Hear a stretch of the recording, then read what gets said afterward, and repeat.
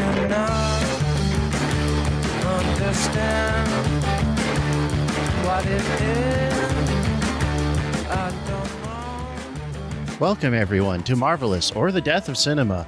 On this episode, I was going to say Battle Angel Alita, but it's Alita Battle Angel. Alita Battle Angel. I'm Stu. What's up, everybody? It's Nicole. Hi.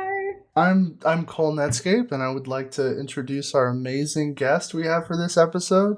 This episode basically only exists because I really wanted to get this person on for an episode. We have Esther Rosenfield. Woo!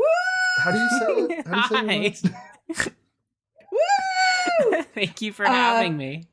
And this is a first. Wait, Esther, did you not want your full full name on the internet? I'm sure it's not going to be that bad. I'm sure it's fine. Miguel, just bleep it and it'll sound like Cole saying like Esther fuck. Yeah. AKA Twitter user Cappy Baroness, also Cappy Baroness on Letterboxd, right? I don't know, probably. I don't know, to be honest with you. Okay.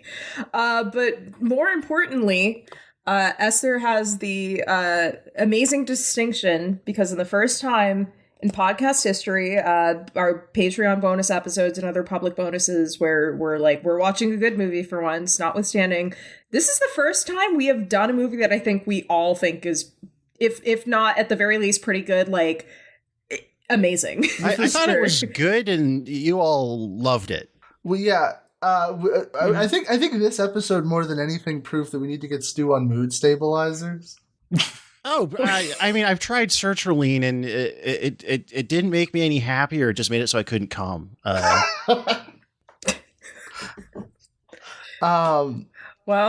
yeah. Well, actually, was the Snyder episode a main episode, or was that? Yeah, that was a main. That was a main episode. I think if we were to do like I think if we were doing like an app, like if we were to like theoretically, Stu, I know you didn't score this on Letterboxd, but I think if we were collectively to round out an average, if there was a critical sort of Marvel appraisal, this would probably have the highest score of everything we've done. Yeah, probably. Yeah, that isn't Cemetery Man. Yeah. That isn't Cemetery Man. That isn't fucking RoboCop or Verhoeven.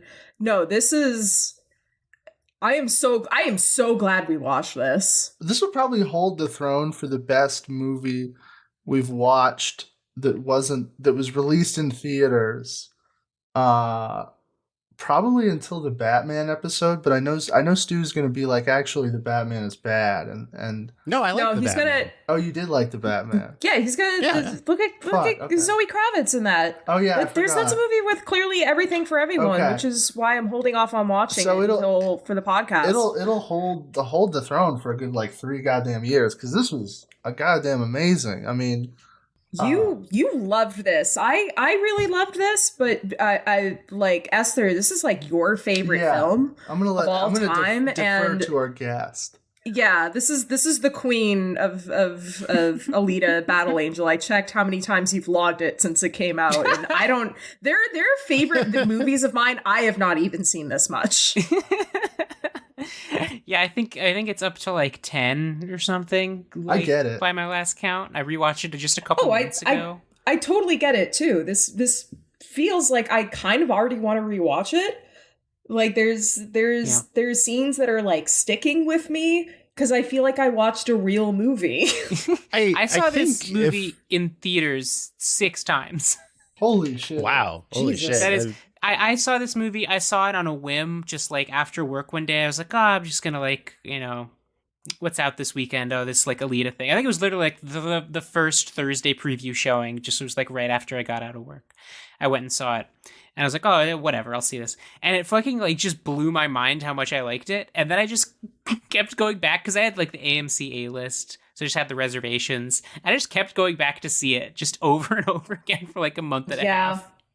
That was me to a lesser extent with like Promare, where it's just like, I know I just saw this like the day before yesterday, but I already want to see it. That like that kind of like, I love when a movie gives you that kind of like hold on you. And so it's really nice that this is going to be an episode where this is going to be sort of not us shit talking a bad movie that's lazily and doesn't do anything interesting, but something that has a personal connection with people. Oh my God, which is why I'm glad we brought you on. Misty-eyed through the entire first 30 minutes of this movie. It was insane. Oh, I got teary. I got teary too. The Nicole crybaby hour, because and Cole, I know you watched it. I had seen the original video animation, which I like a lot. I like this 1993. A lot better, actually. I do. I like the live action one because it's a full movie and not a truncated story in less than 55 minutes. But I completely forgot the way that the animation ends. And so when it got to the end of this movie, I was like I felt like I was hitting the fucking back of the head, and I was like, oh God, no. Oh no. I just started a tear ran down my face. No, unlike the OVA, this is a truncated 2-hour story. It works a lot better though, because this low key. I haven't seen the OVA yet, but I read the manga right before I watched this, so I'm going to be that guy for this episode. Do we want to maybe start from there, just about sort of the source material? I think that would be a good idea, because before we talk about really in depth this movie, we kind of have to answer the question: what is Alita Battle Angel? Yeah. Who are these characters? Okay, so I feel like in terms of comparing with the manga, it'll just be kind of as we go through the movie. I'll just pop in with highlights, because there's a lot of core elements are still there. They're rearranged a lot. Although there's a couple big changes. I just wanted to know who made it and when. So Ito, Alita, Yugo. No, Yukito Kishiro. Wrote and drew the original manga from 1990-1995, although there's various continuation series. I haven't read those yet. Mm-hmm. The original manga was called transliterated, it's Ganmu, although it was written as GUNNM, which was a portmanteau of the characters for Gun and Dream. The title Battle Angel Alita was an invention of the original translators of the first translated release in the States. They kind of so was the character name Alita. She was originally known as Gally or Gary, because it's got an ambiguous LR. Mm-hmm. Yeah, that's kept in the video animation that her name is Gally and not Alita. It is. Oh, interesting. Yeah. Yeah. I didn't know if that was that it was going to be revealed, because I had no idea. I haven't read the series. You were not prepared. You were not prepared. You didn't even look up who plays Vector, and you apparently screamed. Well, there's that. But when I was watching the OVA, I was I assumed that the reveal was going to be that her actual pre being found in the rubble name was Alita, and then everyone was just calling her Gally as this is who you are to us, kind of thing. Her pre being found in the rubble name's Yoko.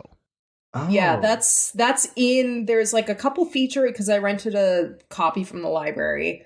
They for once there was some featurettes on there, and there's one that's a visual sort of animatic about the backstory, and they explain. So that is.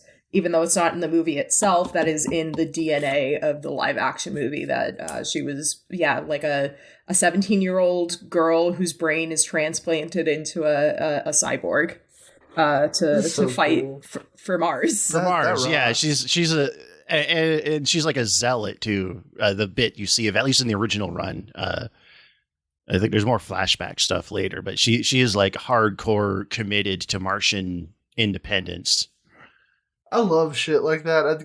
Whenever the only, they have sci-fi and they have interplanetary travel, but they just have the moon and Mars. I'm a big fan of that kind of very local sci-fi. Yeah, I haven't read the follow-up series, but it is. The manga is still, at least in that original run, ambiguous. It's vague about a lot of the details. Actually, people in the movie know a lot more of their history than they do in the manga. That's like similar. people It's like similar to the OVA. It sounds like, because yeah, none of the flashback sequences are in the OVA.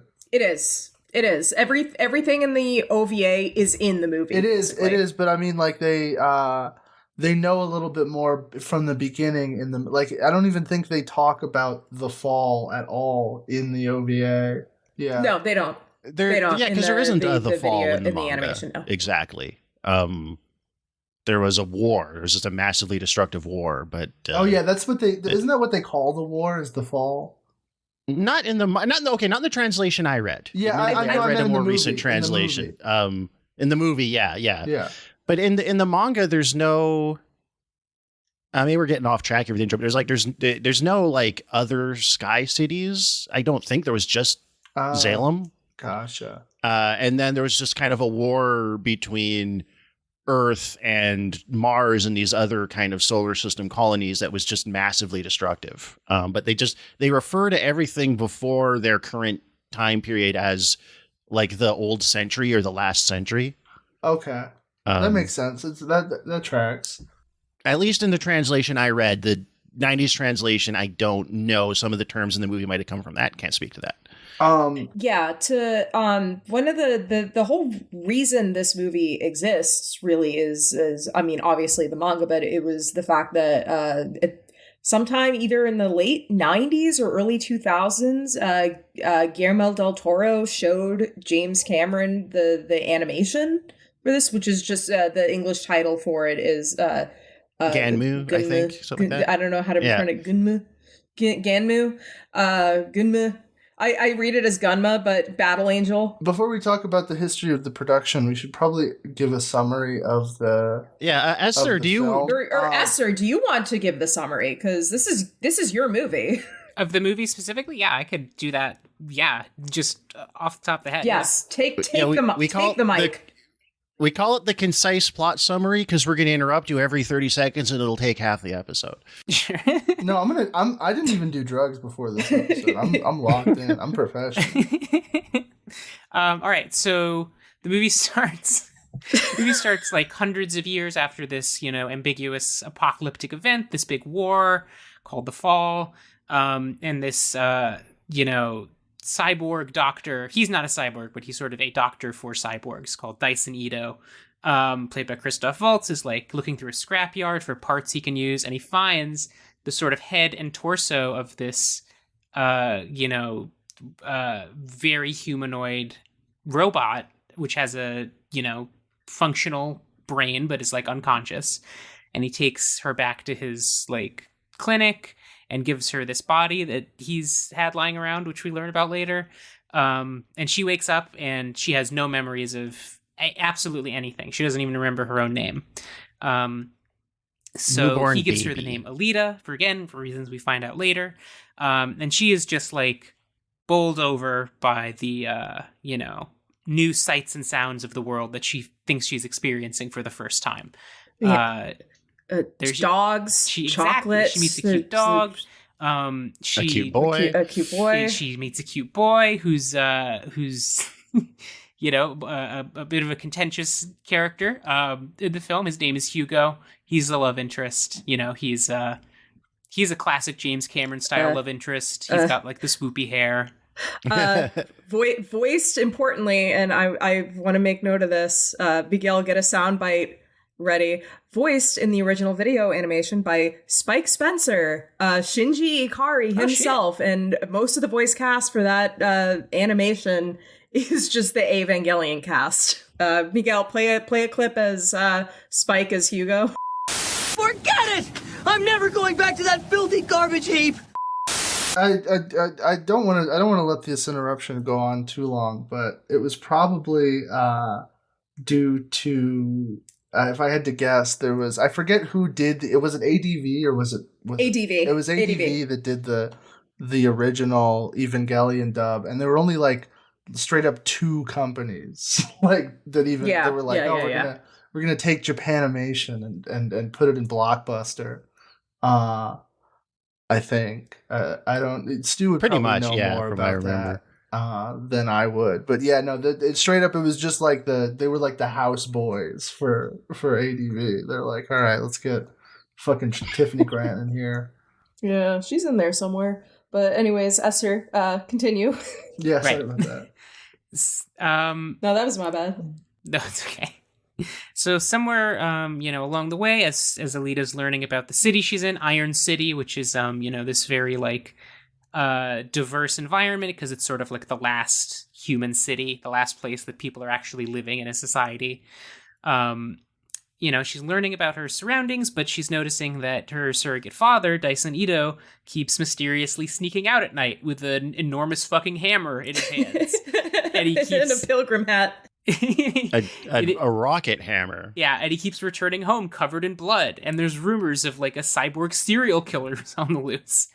In the movie leads you to believe that Ito is the serial killer. So one night, Alita sneaks out after him and follows him into an alley, and it seems like he is...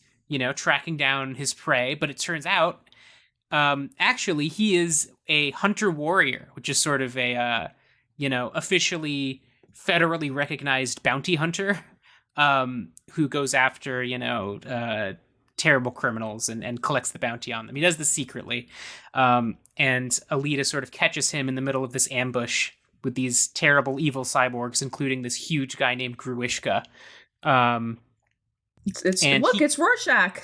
Yeah, it is. It's I should probably interject here because I don't know if we actually covered it, but there's to zoom out at the whole setting, which is established kind of visually right at the start. There's a big city in the sky called Salem, hanging off of like a pillar that stretches up out of orbit, and then it just drops all of this junk on this like scrap city that is just made up of. It provides all the raw resources and then lives off the leftovers. And it's kind of a libertarian paradise. The city and its factories don't really provide any services or policing other than just putting up bounties for the handful of crimes that might threaten their functioning. And Hugo really wants to go to Zalem. That's like his main goal, even though it's it's said nobody ever from Iron City ever gets up there. And we'll learn later what he's doing to get there. But in this encounter with these bad guys in Gruishka, Alita unlocks this memory from her, previous life as a Martian shock trooper, and she sort of unconsciously begins to perform this fighting style called Panzerkunst, which is Panzerkunst. In the manga, it's I don't know if they say this in the movie, but in the manga, it's specifically a martial art that was developed to fight cyborgs. Yeah, in the manga, it is. It's the cyborg martial art. It's It's very much like Fist of the North Star or something. It's the ultimate shit. Yeah. So she all of a sudden starts doing these crazy moves, and she defeats them all, and she kills 2 of them. Which, by the way, awesome fucking one of the gnarliest PG-13 movies ever. The fight scenes in this mop the fucking floor with anything in the MCU. In this scene, she the evil female robot, she kicks her head off, and it just sticks to the wall bleeding green robot blood and slowly slides down. A robot who's just made of knives. I love She's made of knives. I love that this movie uses the fact that they have that all the gore is robots with blue blood to just get really fucking nasty with it. Well, you have to because the manga is pretty nasty, so they're pushing that PG-13 as hard as they can, which I appreciated. So Alita, because she is great at fighting, she says, "I want to be a hunter warrior like Dr. Ito." But he says, no, you can never be. And he reveals to her that the reason he had this body is because he had a child with his former his ex-wife, Dr. Sharon, played by Jennifer Connelly, who's sort of at this point in the movie kind of an ambient presence on the margins of the plot. They had a kid whose name was Alita, and she was born paralyzed, and Ito had built her this robot body, which is incredibly intricately detailed with these gold, vines. It's like porcelain and stuff. Yeah, it is. It's like a porcelain doll. They call it the doll body, I think, in behind the scenes. Yeah. And that is the body that he gave Alita because one day, just some crazy guy broke into his clinic and killed his daughter. And he's sort of kept this body around ever since. So Alita is literally, he's treating her as like his surrogate daughter in a very literal sense. So of course he says, no, you can't be a hunter warrior. It's like insanely dangerous. So she sort of pouts, but initially she's she doesn't pursue it yet. She's still pursuing Hugo. They go see this motorball game, which is like, how to describe it? This future sport. It's rollerball with cyborgs that are custom built for it. But it's also like, it's in the same way that like a rugby and hockey are like, half the fun is just waiting for a fight to break out. That's kind of the deal with motorball. Like, ostensibly they're there to like score points, but really you're going there to see the crazy like robots beat the shit out of each other. Yeah. Oh yeah. They smash each other to pieces because cyborg bodies, like as long as the brain survives, everything else is interchangeable. So they just get smashed to pieces and rebuilt. Or NASCAR actually. And this is where we learn that Hugo is secretly working for a guy named Vector, who's played by Mahershala Ali, who is like the sort of main go-between between Iron City and Zalem. Like he sort of positions himself as like the one guy who's in contact with people up there, and so he is like the crime boss of the city. And he is like coerced Hugo and his friends to kidnap and like dismember cyborgs to take their parts. And also just to do various jobs for him, saying like, oh, once you've, earned enough credit with me, I'll send you up to Zalem. Which, isn't true. Terms and conditions apply. Yeah. Exactly. Big ol' asterisk. Huge ol' asterisk. Read the small print. But this becomes a point of tension because, Hugo, one of Hugo's friends is like, hey, you're like dating this cyborg girl. Does she know that like at night you go out and like rip cyborgs apart for money? And she does not initially. So eventually, Alita decides she does want to become a hunter warrior. She goes down and registers, and there's this great scene where she like strolls into the hunter warrior bar. She's bought this like leather trench coat. Just like she just walks into the bar and just starts talking shit about all the guys. And there's this guy in there named Zapan, who is like the most dangerous bounty hunter in the city. And he's got this like crazy ornate golden body. And this sword called the Damascus blade that can cut through anything. And he has this great moment where he's like, he's introducing everyone. He's like, you see that guy? That's Master Clive Lee of the White Hot Palm. He has over 700 confirmed kills. No, that part rock, yeah. Yeah, they just cameo all these guys that show up at some point or another in the manga. There's a cowboy with robot dogs who's he's like Revolver Awesome. Yeah, Revolver Awesome. The dog master is one of the best ones. He rocked. So he was cool. In the manga, Zapan has the Blue Oyster Cult logo carved into his forehead. That rocks. Shit! Okay, it's one of several Blue Oyster Cult references in there. Yeah, I think there's a scene in the manga where Alita just is singing Blue Oyster Cult at the bar. She's singing Big Generator by Yes. If in the original Japanese, the translation changes it for copyright reasons. Yes. But she basically, Alita, in order to, she's trying to basically rally the other hunter warriors to go after Gruishka, who's still at large. And they won't because there's no bounty on him because he works for Vector. He's protected by the mob, basically. So, none of them respect her, but she starts this huge bar fight where she beats the shit out of everyone in order to earn their respect. And right at that moment, Gruishka shows up with this crazy new tricked out body with these like, his fingers have become like these chain blades that he can like shoot out at people. Yeah. And we know Gruishka's evil because the first thing he does is murder a dog. Kill a dog. Straight up kills a little cocker spaniel. Yeah. He's like a mutt or like a little. What's that name of that? A little like monkey looking dog. In the manga, he has he has two fights with Alita that are kind of merged into one in the movie, and that body he comes back with in the manga, he is almost destroyed in the first fight, and his head crawls off, and then it steals that body from the champion of the gladiator fights. Oh, there is one thing I should mention because I forgot that it happens before all of this. at one point, Alita and Hugo and their friend, they're sort of exploring the outskirts of the city, and they find this crashed Martian spaceship. Yeah. And Alita like feels this call. It feels it calling to her. She feels this draw to it, and she, there's this great scene where she can't swim, of course. She's made of metal, so she's just like walking slowly underwater. Yeah, that was cool. Into the ship. And sort of just like, she seems to like naturally understand how to operate the technology, of course, because this is, this was all Martian stuff. And she finds this like new cyborg body. And she's like, this is like, I don't know, I feel this connection to this. Like, I have to be in this body. And she takes it to Ito, and he's like, no, I won't do it, because this is a berserker body. This is like, what the Martian shock troops were in. It's just purely designed for killing, and I won't do it. Like, he, again, still sees her as like the surrogate daughter. And that is the moment that like sparks her to want to become a hunter warrior and start the fight in the bar. And then Grishka comes in and kills a dog.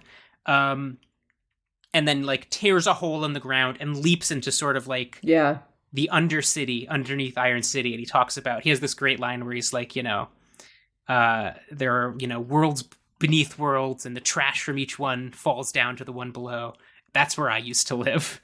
In the manga, he steals a baby before he jumps down there. That's to really like insult to I think injury. they decided that would be a little much.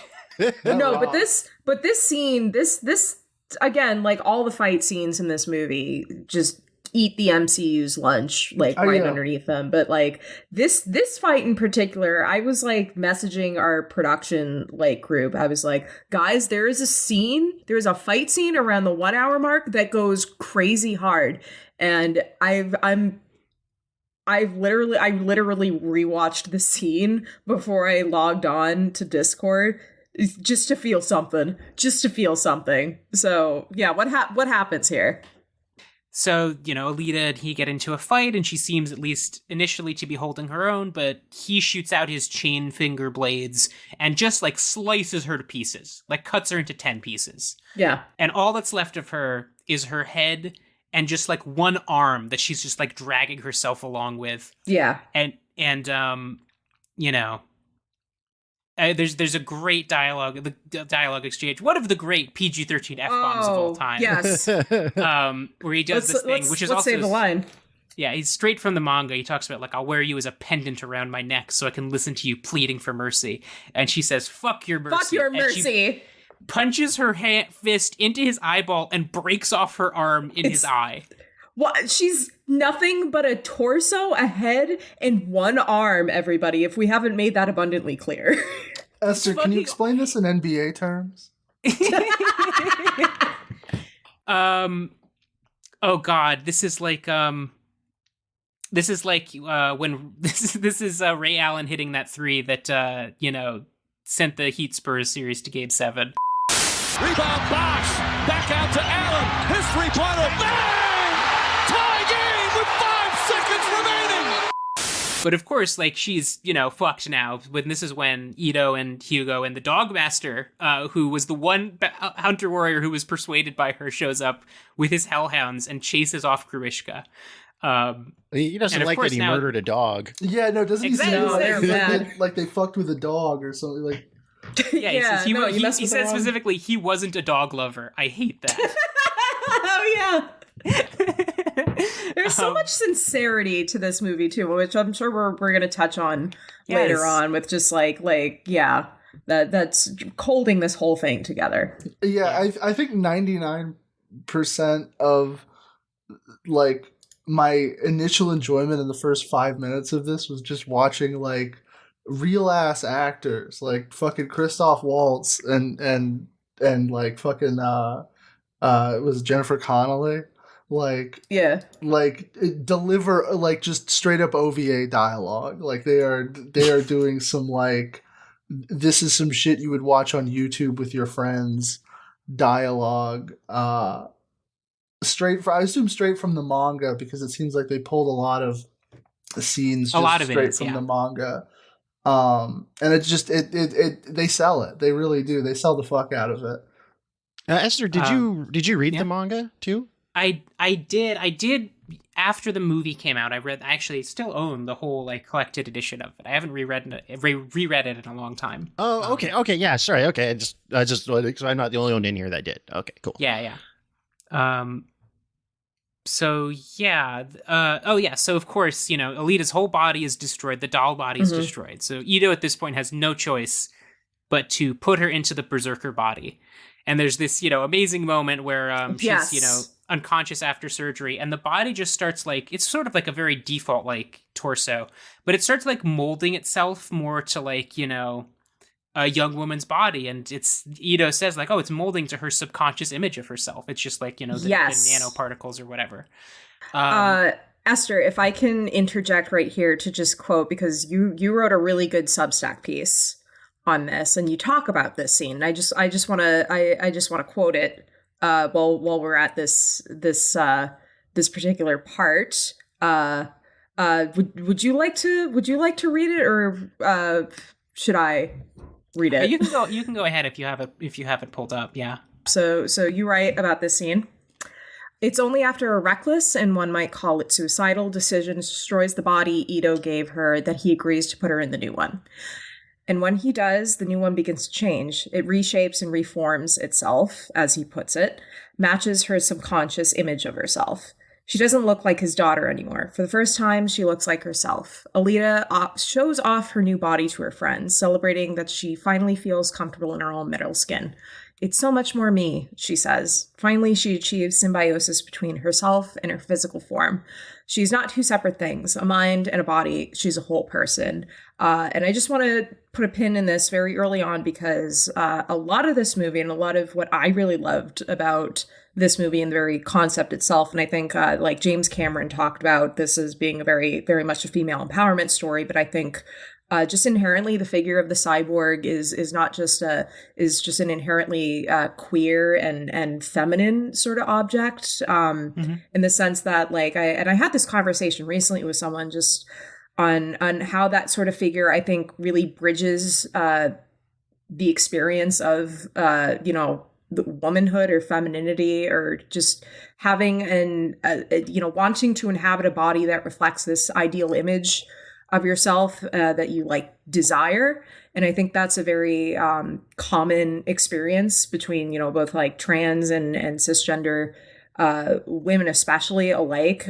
Also just a more universal sort of thing, because I think everyone at some point, male, female, whatnot, it feels some sort of discomfort in their own skin. And this particular scene, when Christoph Waltz says that line, I was like, oh my God. Like, yeah. Yep. Yeah, it was, I got that flutter in my heart from that. Yeah, we'll talk about, we'll dig into that. Yeah. But yeah, absolutely. Yeah. It's like one of the key moments for me.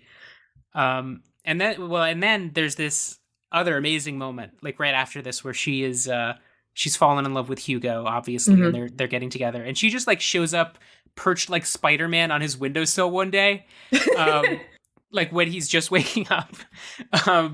And there's this great moment where they're talking about like making enough money to get to Zalem. And she's like, oh, like I'll become a motorball racer, and like, we'll use the money from that and the bounties, and like we'll be able to pay off your debt to Vector. And at one point she literally opens her chest cavity and pulls out her like cyborg heart, and she's like, I would do anything for you. I'd give you my heart. And it's like, here, oh my God. This is it's a very like taken in isolation, like a very BPD girlfriend moment. No, it is. Like, it is. My chest. Here it is. It's the perfect kind of melodrama that these things should be, because it's like, yes, every emotion should be the biggest emotion in the world. Like that's why. And yeah. To her, so much of this movie is also just, it's like a kind of coming of age-esque narrative of her sort of discovering and learning, just to be human, connecting with humanity. And, she feels these emotions so bigly, like, the way she first reacts to eating chocolate, like, this is my favorite food ever. The way she interacts with a dog, the way she interacts with Ito, just a lot of the pleasure. And this is also just a testament to the actress playing her, Rosa Salazar, doing this motion capture performance, which I think you need to have a very human connection in order to, or just in order to buy this mostly CG or hybrid CGI character. And that's what the whole movie hinges on. And I remember she delivers this. skipping the movie when it first came out, in part because I thought the big CGI eyes was a bad move. Yeah, people clowned that actually hard. Sitting down and watching the movie, I got used to it really quickly. Yeah. Yes. I remember clowning the shit out of it with my friend when I think we might have been literally seeing Aquaman. And in hindsight, that makes sense. In hindsight, you chose wrong. In hindsight, like, actually Aquaman was I don't hate Aquaman, but this was way better because it's a better movie. Yeah. Oh my God. Yeah, no, just straight up, like, the fact that they have, like, the big eyes are in there for a reason. Like, it's not like a dumb, like, you know, we could cut 5% of the corners of doing it practically, you know, move like it would. It straight up exists because of, like, a reason. And I think and Esther's review is great because it just so succinctly sums it up. Let me pull up that review, but I believe it. I got a couple passages, but yeah, you can pull that up. I was talking about specifically the Letterboxd review is great because it's it's like a single sentence that just so perfectly, like, hits the nail on the head, where it's like, yeah, of course they would do it like that. Why wouldn't they, you know? So where did we leave off there in our plot summary? I kind of lost the thread for a second. Alita's gonna start doing motorball. She's gonna start right. She's gonna try out for motorball. And Ito builds her, like, these, like, shoulder pads and this helmet. It's very cute, you know, to keep herself safe. And she's going to go to, like, the tryouts. And at this exact moment, Hugo goes to his friend and says, you know, I'm out of the game. I'm quitting. I'm not going to rip up cyborgs anymore. And unfortunately, it is at this exact moment that Zapan reappears, knowing that Hugo and Alita are close. He's out for revenge, of course. He kills Hugo's friend. Yeah. He just fucking cuts him in half. Who's also was the annoying not love interest from Bumblebee. Was he? Oh yeah, same guy. That guy that just exists to be cocked by a robot. By Haley Steinfeld. Yeah. Yeah. No wonder he's ripping out their fucking spinal cords. He got cocked by one. That's crazy. I didn't even pick that up that was the same guy. I didn't either. So Zapan frames Hugo for this, and Hugo instantly becomes, like, a fugitive on the Hunter Warrior radar, and he starts running away from Zapan, because obviously, you know, once he's a Hunter Warrior bounty, Zapan can just, like, legally kill him, you know, and collect the bounty. So he's on the run. He's calling Alita, who is in the middle of the motorball tryout, which turns out to be an assassination attempt by Vector. He's paid off everyone else in the arena to just, like, fuck the game, just try to kill Alita. Yeah, fans of Speed Racer, you're gonna want to check this out. It is it's very similar to the rollerball sequences are very similar to Speed Racer. Fans of Star Wars. It's also just how the actual movie Rollerball ends, which is they just get everybody to gang up on James Caan. I also got I was gonna do a bit, but I got talked over. It does remind me a little bit of the pod racing set piece. I'm sorry, you're gonna do a bit. God. Well, no, they both serve the same purpose. What's this bit you were gonna do? They're the chariot race in Ben-Hur. They're it's a physical, like, Olympic event that also serves as, like, character actualization, you know? Yeah, and it's also like in all of the, I don't know about Speed Racer, but like in the other examples, the big bread and circuses, or the circuses anyway, distraction for a dystopian society. Oh, Speed Racer does that as well, and it's awesome. Speed Racer does that too. It's genuinely, like, the reveal that, like, the game is rigged in Speed Racer is, like, one of the Wachowski sisters' most, like, insane fucking scenes imaginable. Yeah. Fuck, I should put on Speed Racer tonight. Yeah. So to put the plot summary back on track, so to speak, Alita's in the middle of fighting for her life and trying to win a sports ball. And then she gets a phone call from her boyfriend that a cyborg samurai is trying to cut his head off. Yeah, so she just like busts out of the arena, being chased by the surviving assassins, who she's like taking out on the way as she goes to find Hugo, including the last one, which is one of just like the nastiest kills in the movie. She just like wraps a chain around him and throws it into this like industrial thresher. And he just gets dragged into it. Yeah, that was awesome. Sick. That was great.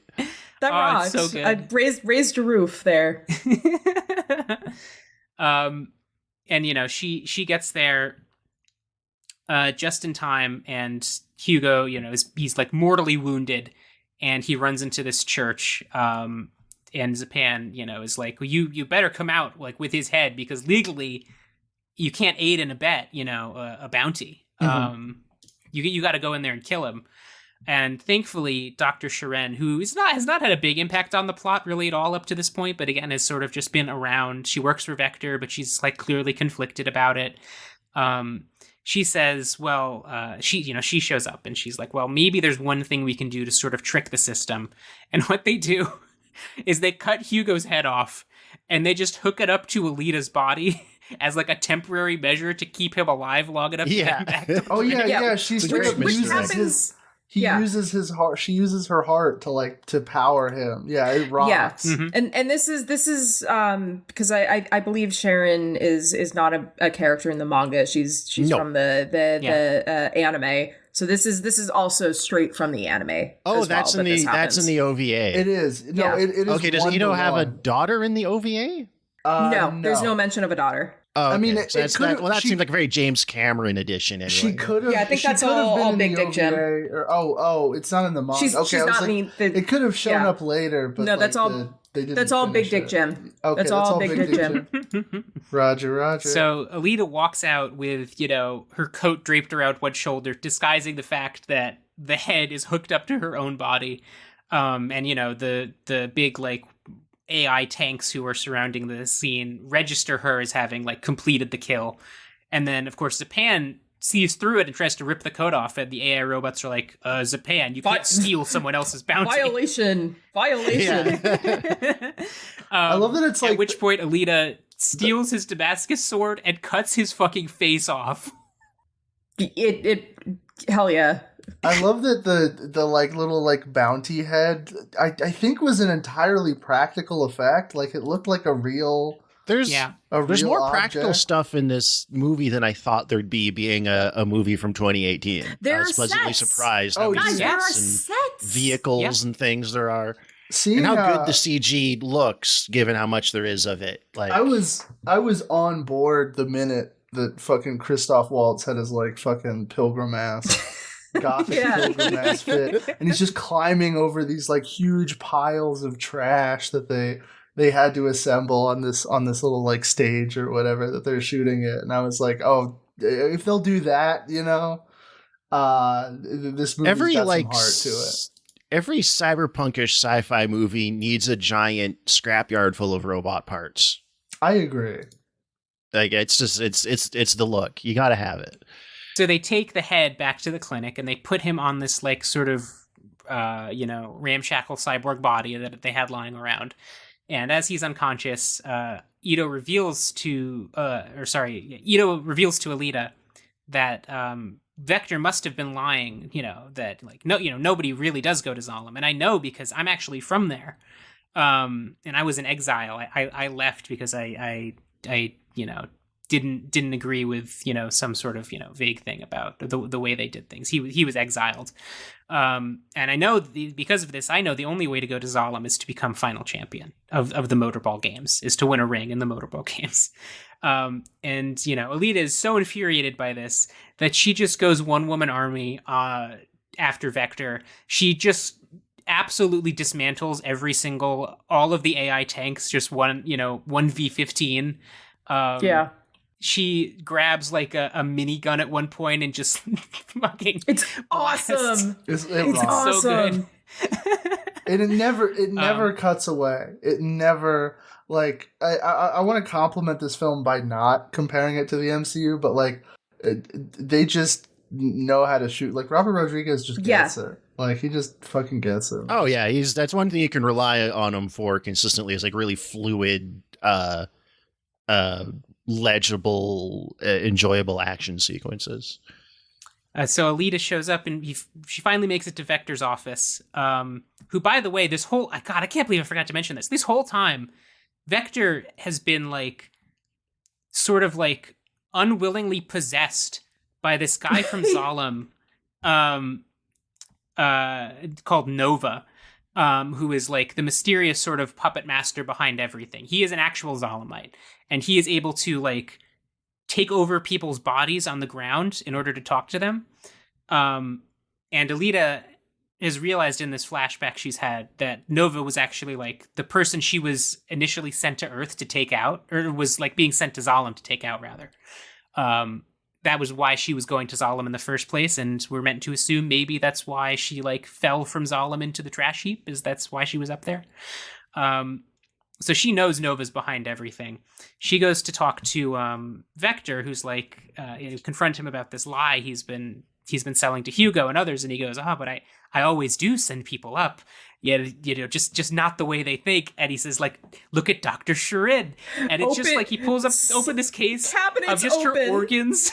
And there's the eyes jars. Are still moving around. It's a great reveal. Like Akira style, in jars. Yeah. It's a crazy reveal for something that the movie just like, it's like a passing mention in this climactic scene. It's like, by the way.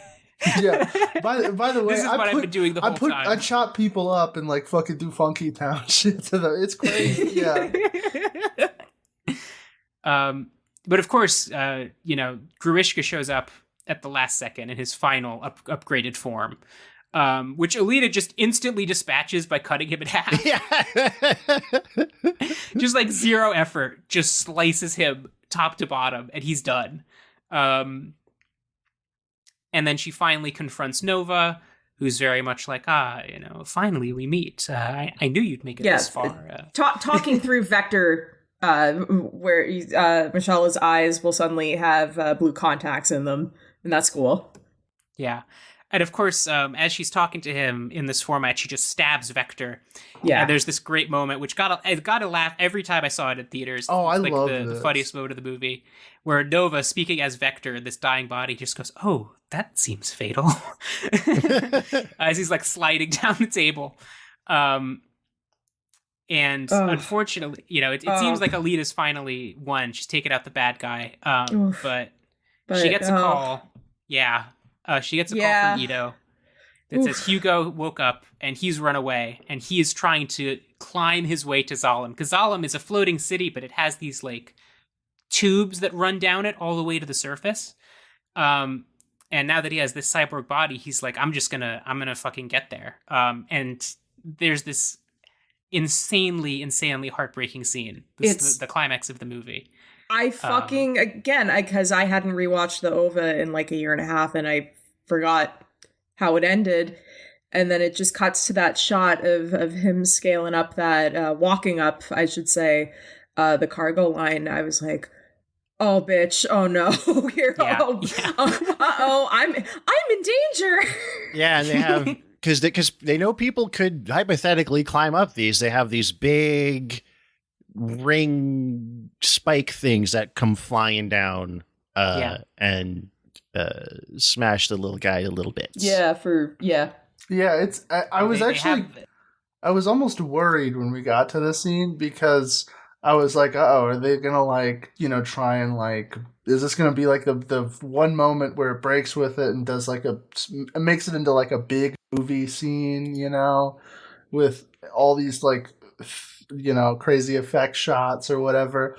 But no, it really does just like kind of hold on the buzzsaws ripping through Hugo's body. Like it's a very tasteful adaptation. They also take like one of my favorite spreads from the manga, just directly they put it on screen, this wide shot of her like reaching her hand out to him as he's like kind of half turned in the other direction.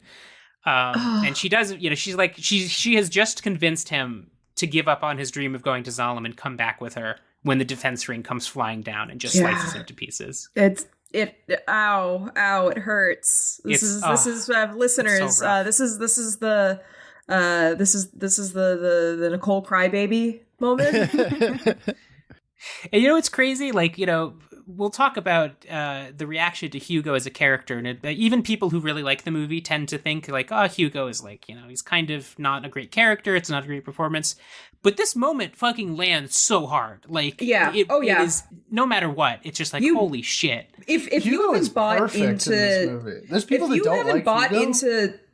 Yeah, if you haven't bought into sort of their relationship by the time she literally offers him her heart.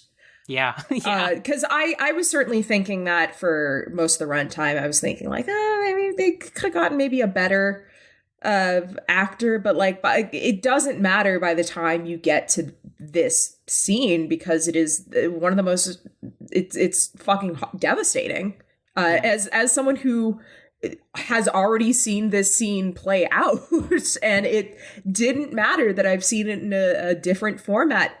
That shit fucking hurt. And there's no real catharsis. Like, there's no scene where she goes back down and she goes to Ito and they're both crying. Like, it just skips ahead months immediately to the last scene.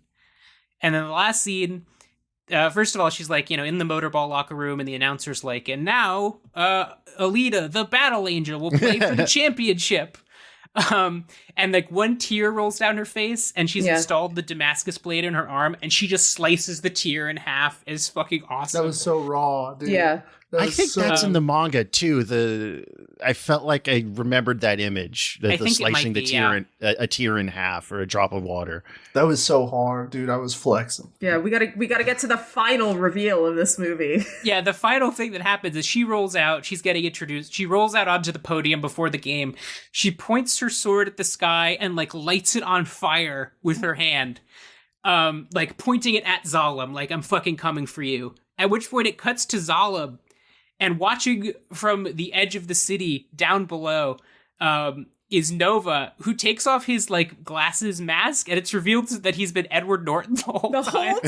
Edward Norton jump scare bitch. Who is, and I think I said this before we started recording, probably going to be the biggest impetus to an Alita 2, because, you know, Edward Norton's being like, James, you gotta let me write this. just based on previous Edward Norton history. Is he a manga guy? He could. Yeah, Ed Norton just always tends to like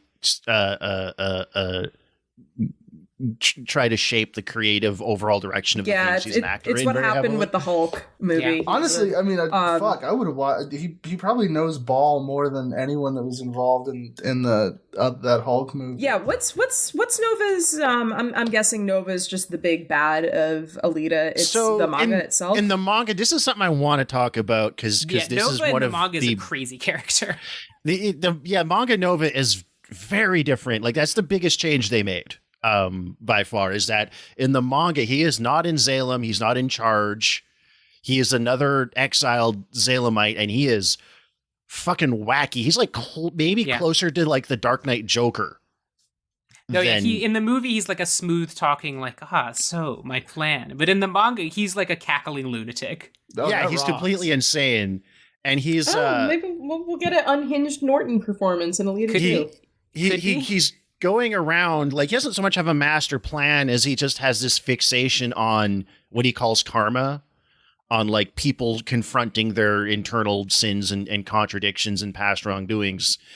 And he goes around like finding people and giving them hyper advanced cyborg bodies that reflect those character elements in their pursuits, and then just spinning them off to see what happens when they do, to see if they can defeat their karma. So that's like, that was a change that was a change I didn't like, that he was like up in Zalem and in charge. That the other changes are like quibbles, or like, I understand their function for a movie. That one really bothered me. It made me wonder how they were planning on, well, I mean, they might still make the sequel. I hope they do. But it did make me wonder how they were planning on doing the sequel, which is about her like being out in the desert as like a mercenary, and she sort of encounters him in this like, in his lab, basically, because he's out on his own. To say, as of, I think like 6 days ago, the producer John Landau said like they're actively working on the sequel, or at least in like the development of it. I think that they also said that in like April 2023. I got a quote here that from Robert Rodriguez in like 2020, because this film did fine at the box office. It made its budget back. It wasn't dead on arrival. Personally, I think it should have made like Endgame money. But that's just me. I could see number to two an Avengers movie, and it's so much better. I could see number two, like Loki being like the Avatar 2, where like Avatar, where it just has pin that legs. Because this Avatar 2 would not exist without Alita. But Robert Rodriguez said that the fans still don't let anyone forget that they loved that movie. It's almost better than having a movie that does really well, but no one remembers in 6 to 8 years. Well, I feel like a lot of classic science fiction and genre movies are like that. Like Blade Runner and The Thing were huge flops in 1982. Yeah. And it's hard to even conceive of that now because they're so much more culturally significant than whatever came out that year and made a bunch of money and won all the awards. How was the reception to this movie? Does anyone... That's a complicated question. I'm more curious about how it did in Japan. Like, was it well received in Japan? It was big in China. It was big in China. Yeah, that makes sense. It made most of its profit overseas with the international market. Thank you, Chairman G, for fucking locking it in. In the US, it made just shy of like 86 million. Overseas, it made like $319 million. Let's go. I like that sound. I like the sound of the I think there's money. some ambiguity as to whether or not it broke even, but like it's one of those things where like we'll never really know what money it needed to make, but it didn't do bad. Stu, fun fact. This was released February 14th, 2019 on your birthday. My 28th birthday. Did you go see it for your birthday? No, he went and saw the Lego Movie too. You made the wrong I didn't go decision. to living mostly in small towns. I didn't really go to the theater. Those theaters sucked. Except for Lego Movie 2. The theater in Smithers, British Columbia is ass. I didn't go watch movies at it. Your ass ain't living in a Simpsons town. every time fucking Smithers town. Like Get the fuck out of here. Get the fuck out of here. No, the critical response I think was it drove me crazy because it was so this is 2019, remember? Yeah. And right as Alita is coming out, we're also getting Captain Marvel. And this is like prime MCU do no wrong, like it's like second act of a Scorsese movie, like we're riding high. We will make $1 billion doing anything. The fix is not out yet. You know, like they exactly. not. Yeah, they did not. No, Captain Marvel is making $1 billion fucking dollars, which even I don't fucking believe happened.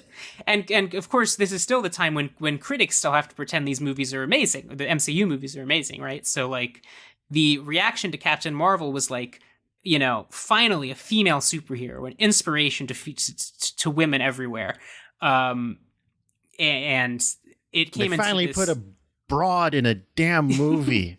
Yeah, finally a superhero where there's a scene where someone tells her to smile. Which I believe literally does happen. Is there actually? Oh, Marvel. good lord! Absolutely. There's probably. Did they do that in Wonder Woman bullshit. too? They probably did. They did a lot of pandering, the like geek girl industrial shit. The villain man spreads on the bus.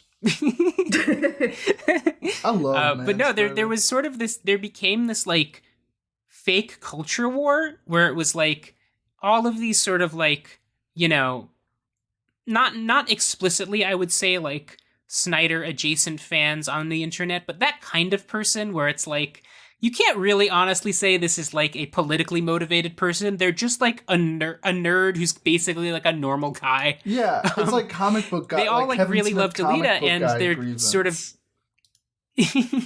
They sort of like, there was this like phony culture war ginned up where it was like, well, Captain Marvel is like the feminist movie, and Alita is the movie that these guys are like, you know, they're pretending to like it because there's a girl in it. Yeah, the bros. Yeah, I completely missed this. Like a bro movie. I vaguely remember this, and I didn't remember this until you explicitly described it as like they were pretending to like Alita. sabotage Captain Marvel. Damn, I forgot about that. There was literally, it was like they are trying to sabotage the release of Captain Marvel, and it got like critics. They're like critics who like got weirdly invested in that. Kevin I remember Feige, there was one. We could kill you, dog. Like we. Okay, so I have a question. I have a genuine question. This is always gets me wondering with this stuff. These critics, are they playing along like knowing what they're doing to get the bag, or are they just genuinely like that stupid and easily manipulated and they fail upward because they're useful idiots? I personally believe it's a bit of both.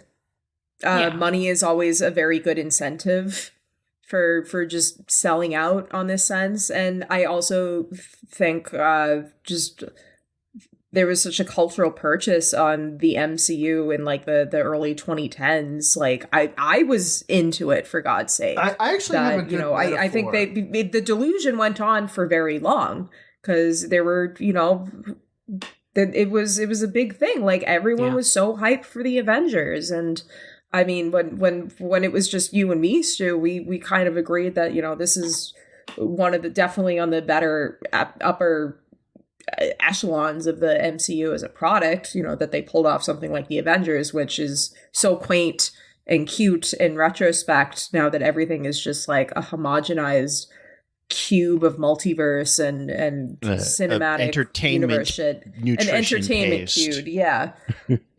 Yeah. So it's funny. I have a perfect metaphor in like 20 for the two, for like the like the shill that's the shill that's doing it for the love of the game is like Movie Bob. It's like, it's like a guy that genuinely thinks that like the MCU is like a historically progressive like force. It's like the great, it's like the NATO of the film world, and that it's like before we had this like savage wasteland that occasionally produced something good, and this is like civilizing it, and like it's being reflected in the massive money that they're making. And then like you have like that guy what the fuck, I actually used to follow him. He's like a nice guy, so don't give him shit, but like he was like a movie journalist that got caught being like a Disney shareholder or whatever, like on the low. That fucking guy. I know exactly, because he's like a nice guy. Like exactly who you're talking he doesn't about. like pick fights on Twitter. He's just like a dumb like kind of guy, a fucking idiot. Yeah, he's bought into it, but he also is playing it up a little bit because it hurts his bottom line. Like his retirement's riding on that shit.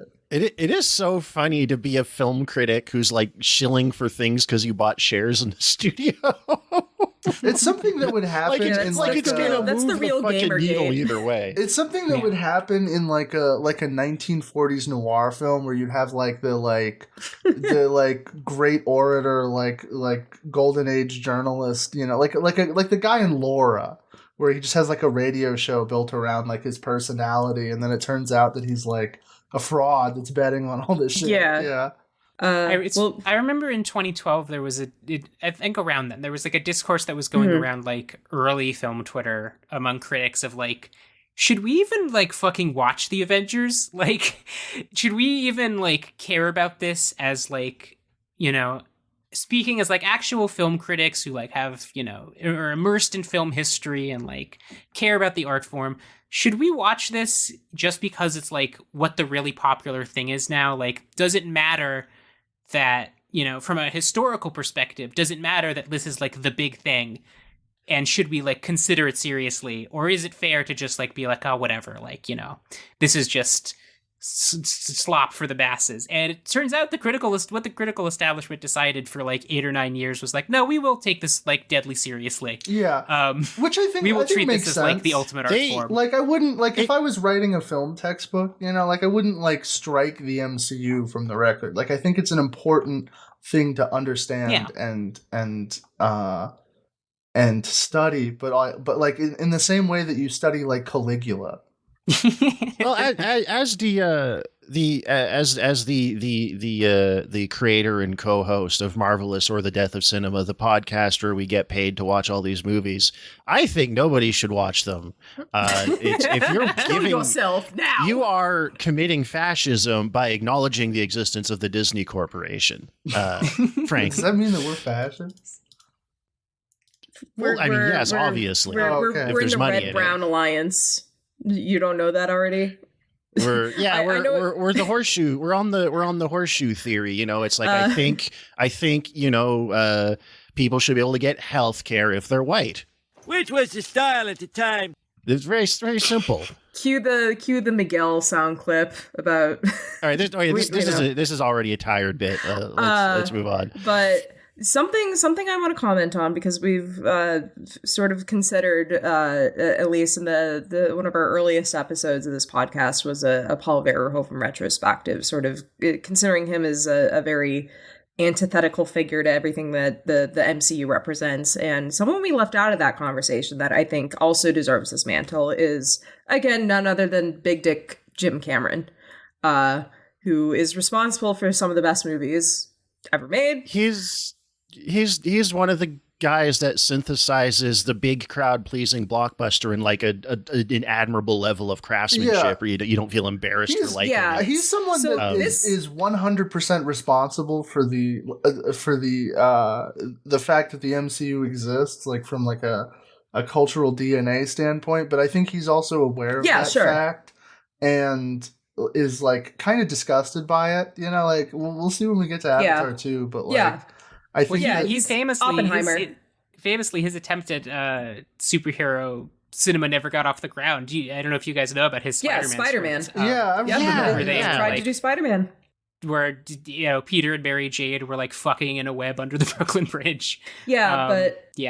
Sadly, it never got made. But similar to that, more so in the case of Alita. Alita was a passion project for his. Yeah. Again, going back to him being shown the anime by Guillermo del Toro, which I'm imagining that exchange in my head, and it's very cute. But he said like as far like he started developing it since at least 2000. Like he registered like a web domain. It was reported in 2003 he would direct. That was delayed until like 2005, and then it kept getting delayed because he was at work making more deep sea and Titanic documentaries, going diving, which he's James Cameron, let him do it. He's the only one who is allowed to. We know from that Ocean Gate thing that happened. James Cameron has the exact same type of brain as an anime director or a mangaka. Yeah, he's an autistic king. He's the exact same type of autistic guy. He's an autistic king. He loves machinery and knowing how everything works. And like, but he completed a script around like 2009. But I watched also a couple featurettes on the DVD copy I rented. That it was really a coin toss between whether he was going to work on Alita and Avatar. And basically what happened was he ended up sticking with Avatar because he thought that the technology they would use on that movie, which is entirely CGI environments, whereas Alita is more of a mixture of a CGI characters with real sets and people and characters and having that sort of compositing.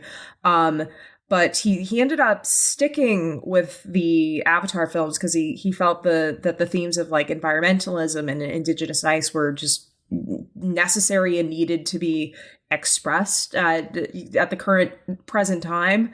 And so he pushed off doing Alita, and it kind of like languered there. It would have been funny if Robert Rodriguez did Avatar 2 instead. It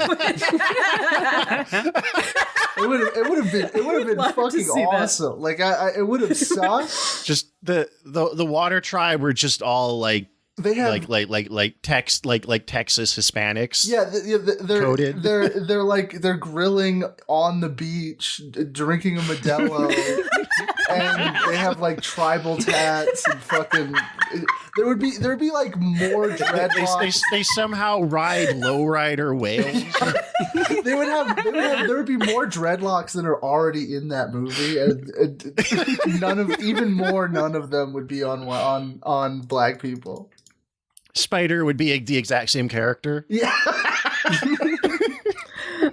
But yeah, so the original screenplay was like 106 pages, and then he had like an additional 600 pages 186. 86, okay. And he had 800 pages of drawings and notes, and a 15-minute TED Talk that he showed Robert Rodriguez the first time he talked to him about it in like 2005. Yeah, and at some point, there's a featurette where he talks about, Robert Rodriguez talks about this, because he'd followed this sort of production of Alita, and so he was like getting lunch or something with Cameron, and he just brought up, hey, in response to Jim saying, I think I'm just going to make these Avatar movies for the rest of my life, which is, let him cook. But Robert Rodriguez was just like, well, what about Alita? And Jim just had a passing thought that, Rodriguez might be a good fit for him, and so he like gave him that very long 186 page screenplay, just to see if he could help sort of fix, because Jim felt he hit a wall with it, like that it was too long, needed to be condensed. And Robert Rodriguez came back in a couple weeks, condensed the screenplay, and they were like, this is the guy to hand it off to.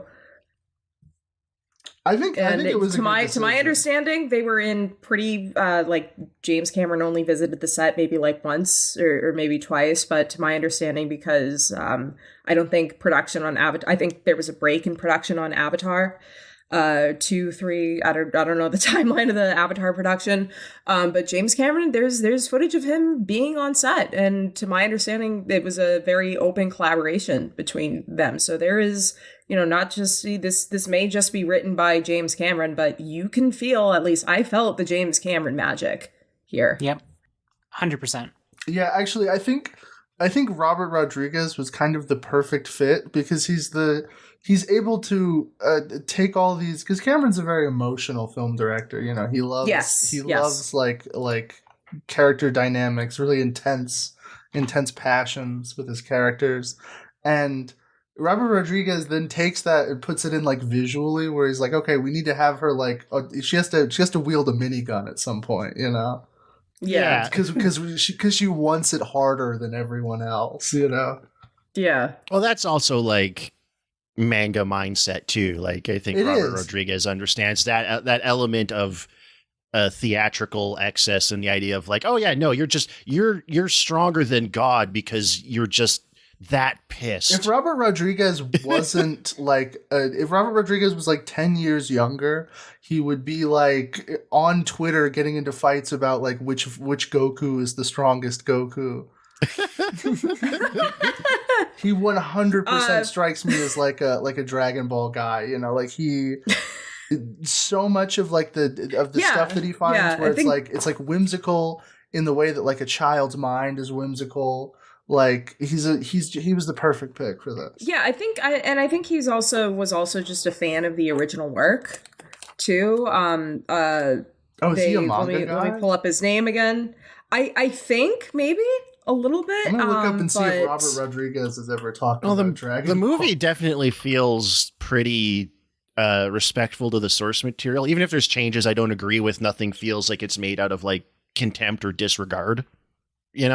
But yeah, they also flew Kishiro out to the production a couple times. There's some footage of him gifting John Landau and James Cameron with like the box set of Alita manga, and James Cameron gives him like a signed Avatar art book, and it's a really cute exchange. Hell yeah. There's footage of Kishiro like walking around like with a big grin on his face at like the fact that they've built a real set out of his manga, which I can imagine is like literally stepping into a world that you created is a bit of a mindfuck. Well, I mean, also having your movie written by the guy who made Terminator 2 Judgment Day, like, dude. Well, that generation of guys are all like, of manga and anime guys and video game guys. Hideo Kojima is a really obvious example. Like, yeah, they all love Terminator and Aliens and Blade Runner and all that stuff. So like it's just coming full circle. I looked it up. Yeah, it's beautiful. And apparently Robert Rodriguez was actually offered the chance to direct Dragon Ball Evolution, but he turned it down after he read the script. Well, Good choice. Yeah, I watched that once out of morbid curiosity. I remember nothing about it. Now I'm 100% convinced, dude. He is definitely like he would. Have you ever seen that video of like when Dragon Ball Super was coming out and they were playing it in football stadiums in Mexico? Like he would have. Yeah.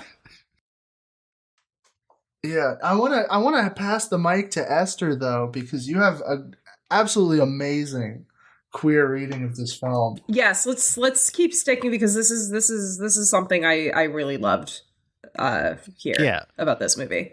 So yeah, I mean, I guess just give you some background. So like I was not out as trans when this movie came out. I kind of knew what was going on for a long time, but I had really repressed it and buried it pretty deep. And, it just was like, did not think it was something that I would ever like deal with, basically. And then I saw this movie and it just like, it was like the key, like just into the lock, just like click. And it just like everything in my brain just like came, unraveling and spilling out. And that's why I saw it 6 times. Because this movie, like, I don't know. It's hard. I mean, it's not hard to explain. I wrote the whole thing explaining it. I wrote that, by the way, like I said, I saw the movie at the Thursday previews. I think I wrote that on Friday and published it the day the movie came out, which makes me almost certainly the first person in history to introduce the queer reading of Alita Battle Angel. 100%. I saw some other people. I saw when I was looking through articles on the production and reception and stuff, one of them was like, and there's a trans allegory in this. It was like very content article. Dude, they need to run and then I Esther a clicked check through right the now. article that they linked, and that article was just quoting you. Yeah. Oh, holy shit. Let's go. Your legacy. Yeah. But no, I mean, like, so I guess I'll do like a rundown of the deal with the movie. It's like, Alita wakes up in this, body she doesn't recognize, right? It's been given to her by her parents, by her dad, who has clearly this vision for the way he wants her life to go and the way that he sees her and understands her. But that, like, introduces tension because clearly that doesn't vibe with the way she sees herself as she comes to understand herself better. And eventually, she feels this draw to the berserker body, right? And she's like, oh my God, like this body is me. Like, this is what I am. This is what I need to be. And of course, her dad is like, no, I'm not, there's no way I'm going to allow that to happen. I will not let you be in this body that you're identifying with. At which point, and in the excerpt that you read earlier, she goes on this suicide mission where she goes to antagonize the most dangerous people in town and then pick a fight with like the deadliest bounty hunter or the deadliest, criminal in the city. Immediately after that, gets torn up, forces Ito to put her in this body, which immediately, molds itself to her subconscious image of herself. And, makes the body literally makes itself be the way that she sees herself in her own mind. Yes. And it's just like, holy shit. Like it to me, like it was like, as clear as like a gong on a mountaintop at sunrise, the way this, like it just like rang out, reverberated like in my soul, just like, oh my God, this is crazy. Did they know when they were making this movie what the movie was about? What did they know? I'm going to say almost never. Except in the case of The Matrix, they never. Yeah, no, of course. Yeah, no, I'm sure. Like, I'm sure if you told Robert Rodriguez and James Cameron, if you gave them my article, they'd be like, that's interesting. Like, he would be he would fuck with it. Stu, isn't there a scene you were describing? Because I unfortunately didn't have time to read some of the manga. I wish I did. But you were telling me there is a scene in the manga. In the manga, and this is kind of an interesting contrast. So in the manga, Ito doesn't have a daughter or a wife. He just wants to make something beautiful. He just finds this head and torso and is just like, that's beautiful. I'm going to make a beautiful doll daughter. And Alita's kind of assertion of her own agency, in contrast to that, is an ongoing thing through like the first 3 or 4 volumes.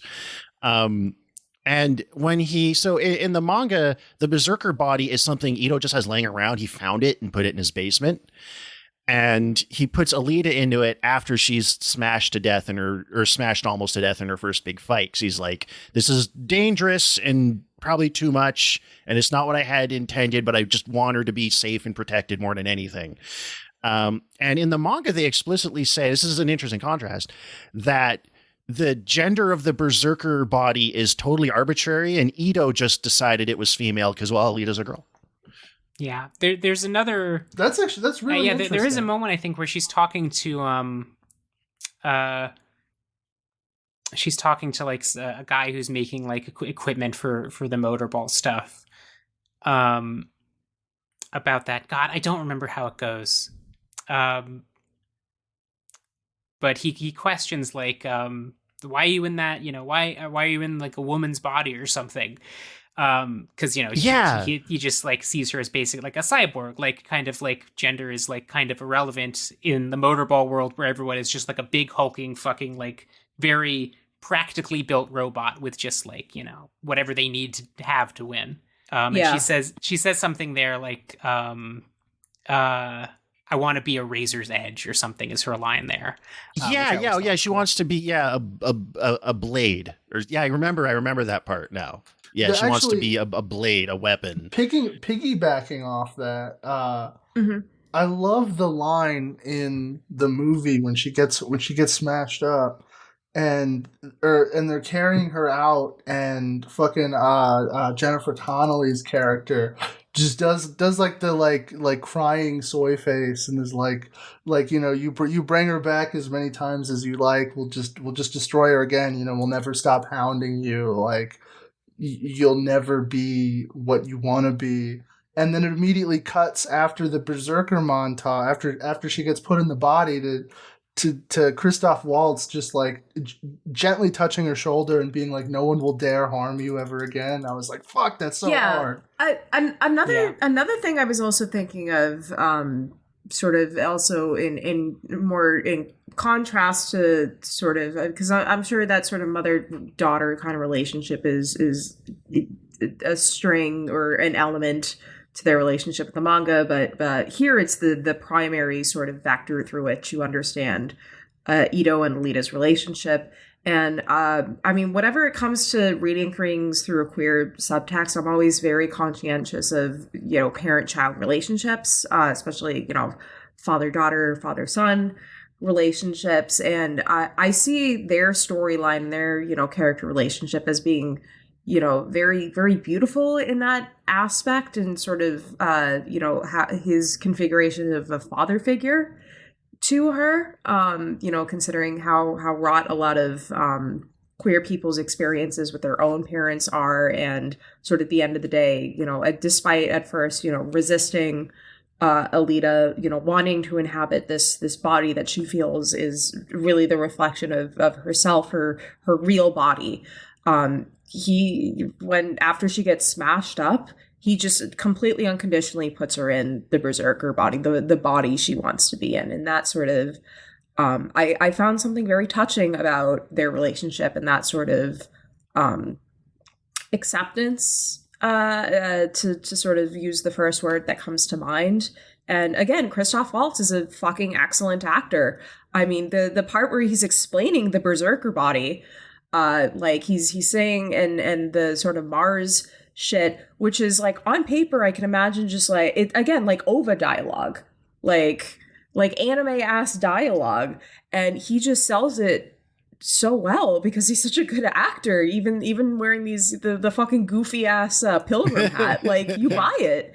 Yeah. And again, I can't give a tip of a hat enough to Rosa Salazar for holding this whole thing together, because again, this entire movie lives and dies on her performance and her ability to emote all of these subtle things, and this you know, the physicality of her performance, her facial expressions, like it all hinges on that. And I also think, you know, as well, just the notion of queer subjectivity and sort of how that dovetails with, you know, the idea of inhabiting a body and being present in a body. Those things are very intertwined in her. That was another thing, Esther, I think you really discussed beautifully in that Substack piece, is just how, you know, the queer, I wouldn't even call it subtext, just the queer reading of this film, the queer experience it whether intentionally or unintentionally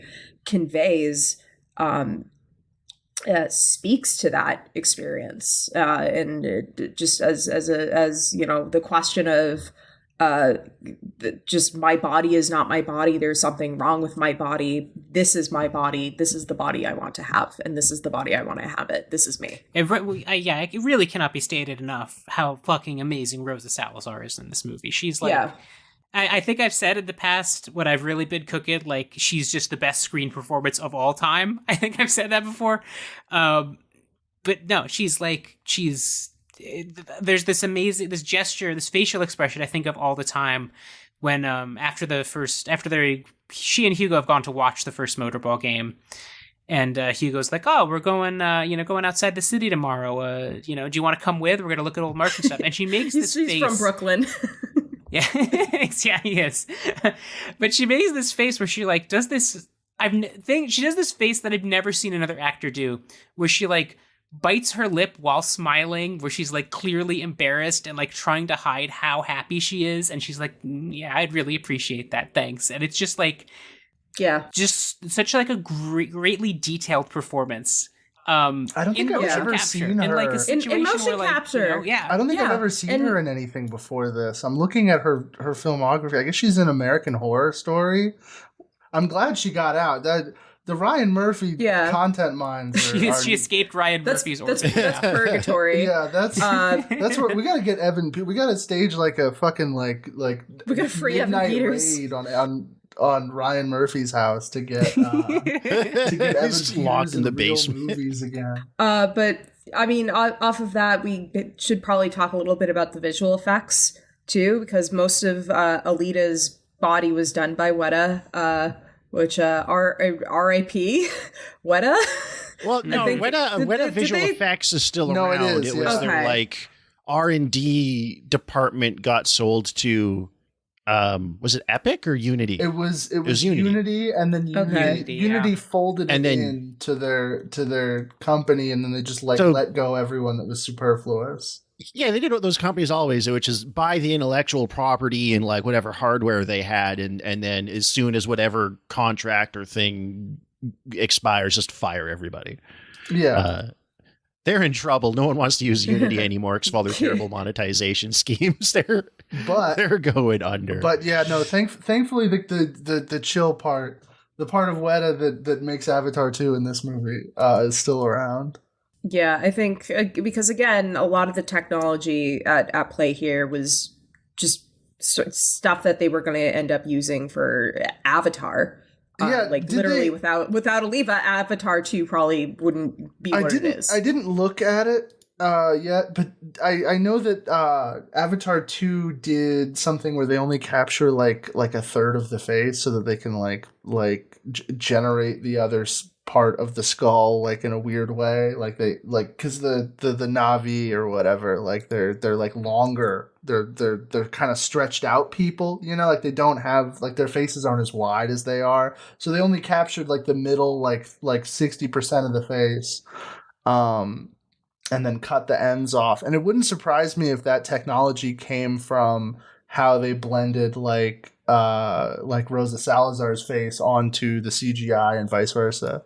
Well, a lot of the like early kind of prototyping and R&D on the technology for Avatar started as part of developing the first attempt to get an Alita movie off the ground. So yeah, it kind of comes full circle again.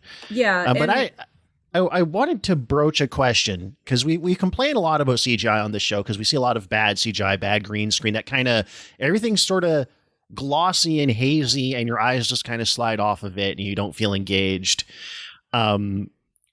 what separates good CGI from bad CGI? It's a big question, but however anybody wants to tackle it, like what? I'm gonna take a swing first and just say something. I think that this and I do think like the ideal version of this movie would have been like a full hard R sort of, you know, James Cameron directed sort of thing, but you know, whatever. I want 3 more of these little bug-eyed bitches, please, immediately. I will send all of my, I don't think James Cameron needs my money, but I will, let's get the Patreon up, because I will sacrifice my Patreon cut for Alita 2. I want my Red Fire Navi, and I want 6 more Alita Battle Angel. I want this shit to be a yearly goddamn franchise. But I'm gonna say just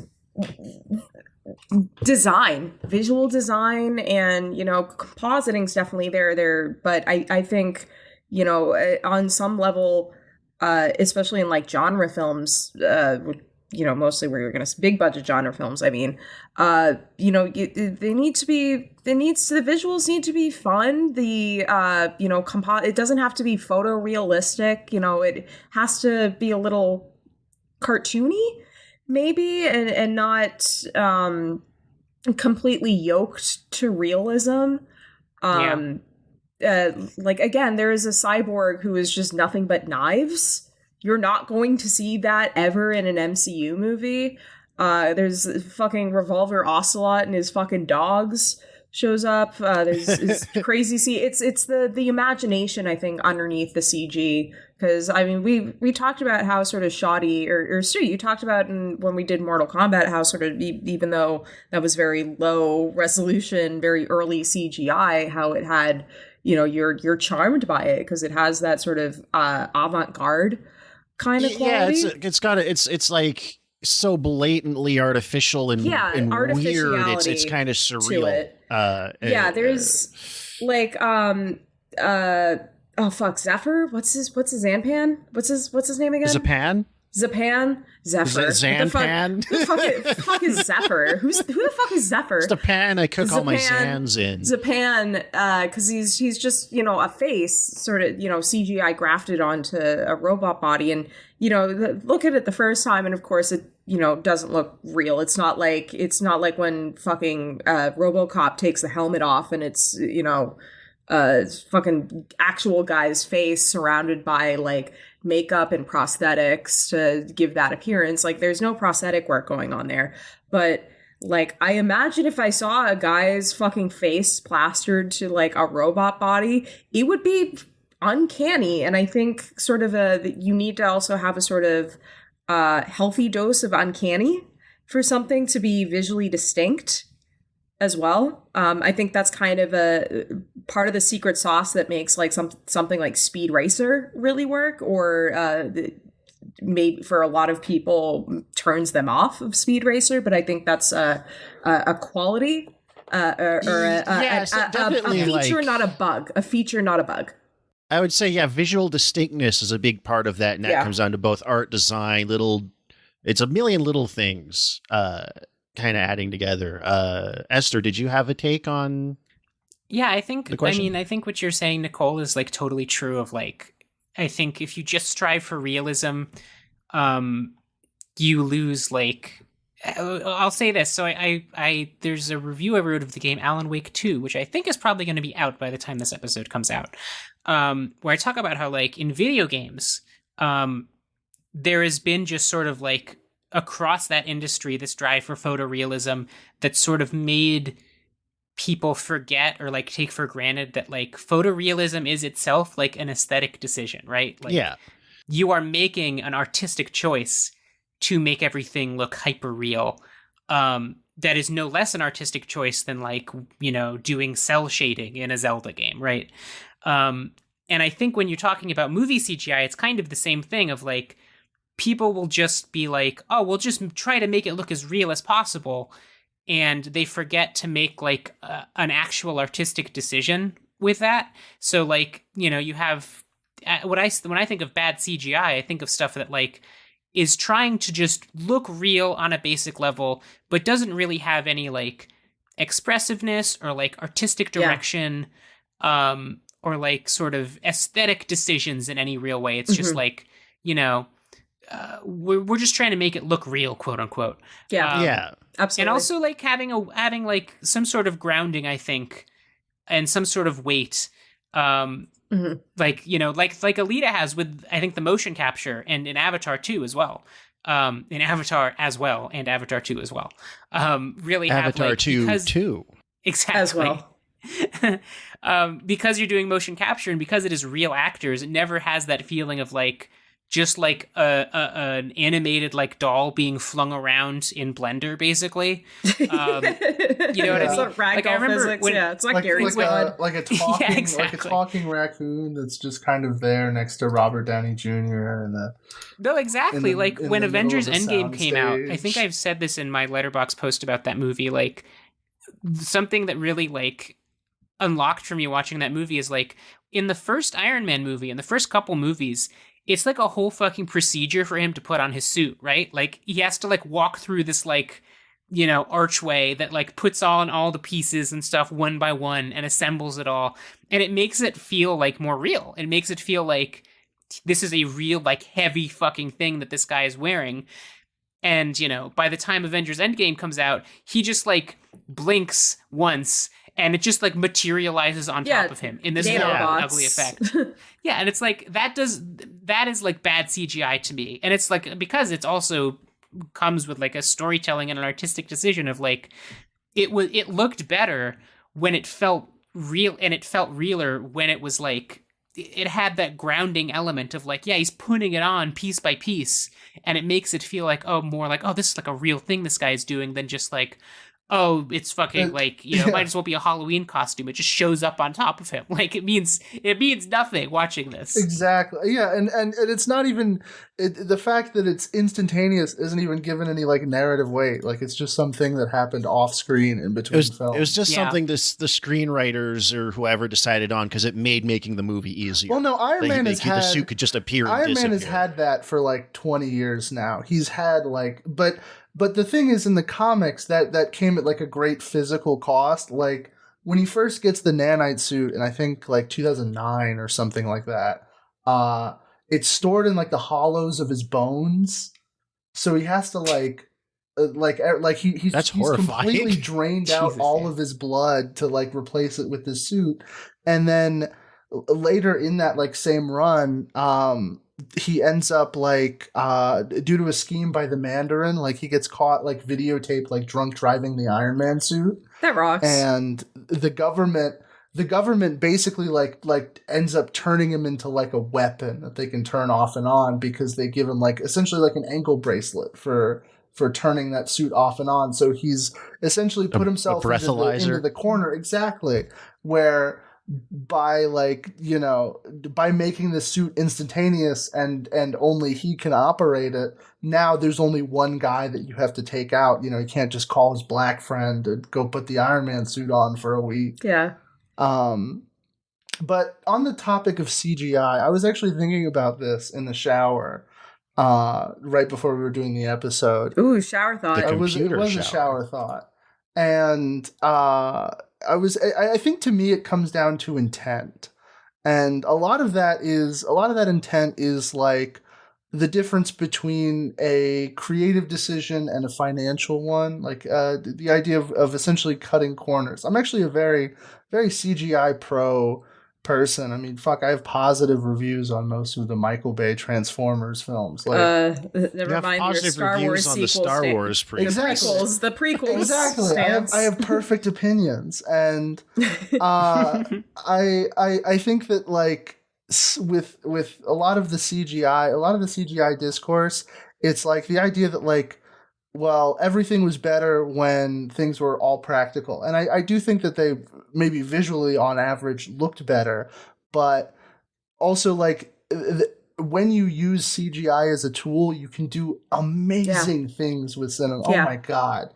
Like I was watching that behind the scenes featurette where they talked about how in the Batman, like they kept trying to go out at sunset to capture like the perfect golden hour.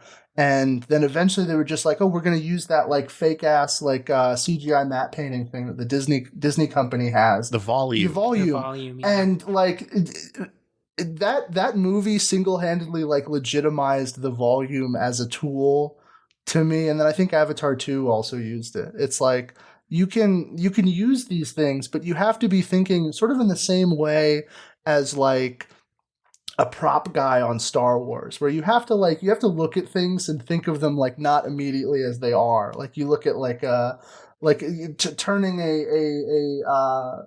like a piece of camera equipment into like a gun, or slapping a bunch of like car parts onto like old World War II piece of equipment, and that's like a lightsaber. Yeah, you have to do that with CGI. You know, you have to like think of like, well, what can I turn something else into with that, and it doesn't look like anything that exists in this real world. You know, it's something new. I have an interesting anecdote on that. So there's a Blade Runner point-and-click adventure game from 1998 that's done by Westwood Studios. Yeah, the Command & Conquer guys. And the art design wasn't really coming together, and they're trying to figure out why. And they looked at how the props were made for the original movie and realized, well, they were like kit bashing stuff they had laying around and bought from stores or retrofitted from scrapyards or whatever. So what they did was they gave the artists a bunch of stock models and were like, you can combine these and trim them and rotate them, change the scale or whatever, but you have to use these stock assets. You can't just make every bit of the world from scratch. I don't know how strictly that was enforced across the board. That really, but they did that for a lot of the backgrounds, actually, because a lot of the times whenever we get that like 80s nostalgia, like synthwave revivalism kind of stuff, it feels so much more fake than just actually listening to like the music that they were making at the like the whole like vaporwave scene. It's like you could just listen to actual 80s music and it doesn't sound like that, because you're working back from the point of someone that's like consumed the culture and not creating it. You know, you're like all of your lyrics have to reference like RoboCop and Blade Runner and like Miami Vice or whatever, because that's in your head like what someone it's pastiche. Yeah, it's pastiche, and it's what someone that you would want to consume this would have also consumed. So you're like trying to forge an emotional connection to the audience by just saying things that they know, and that just, I mean, the sort of the whole point of our podcast is that doesn't really work. Yeah. On a slight digression on that note, I think the most interesting way to approach revivalism is to pick up on like the aesthetic dead ends and keep developing them. Yeah. Rather than explicitly trying to evoke a past era. I think that definitely works better. I mean, I'm not fully as on board. I know we talked about this off the podcast. But I do think that is a 100% like a better mindset than just like treating it like it's a club that you're joining, you know? Yeah, that's the least interesting way to do it. And the most kind of boring and just relying on familiarity. Also, I wanted to talk about Alita as an adaptation, because even though I haven't read the source material, I've been thinking. Before we do, could I give my piece on the CGI? Oh, thing? I'm sorry. I thought I forgot. Don't forget. No worries. So I just, before we move on to that, I just, for my money on the CGI thing, I always kind of go back to Jurassic Park and like, why does this movie still hold up despite being so early in the technology? And I think in addition to what everyone else said and contributing to, I think, a very core idea, which is just like kind of aesthetic coherence across the board, which is regardless of realism, just having a visual language and style that's striking and evocative and consistent, whatever technology is being used to execute it, is the using CGI in conjunction with other forms. Mm-hmm. It's like Jurassic Park works because you have you see a whole CGI dinosaur, and then you cut up close to an animatronic head. And then you cut back to the whole CGI dinosaur or foot or whatever. And the whole CGI dinosaur and its fluid motion and the fact that you can see all of it, there's no wires, sells the idea of its existence as a great big animal moving around, and then the animatronic head sells the existence of it having that tactile, concrete, physical existence. But the previous shot CGI body makes you feel like there's still something attached to that head off screen, and you're not just like, oh, that's just an animatronic head on a stick, and they're never showing it in full because the full one doesn't exist. And it's the interplay between the two that enhances both.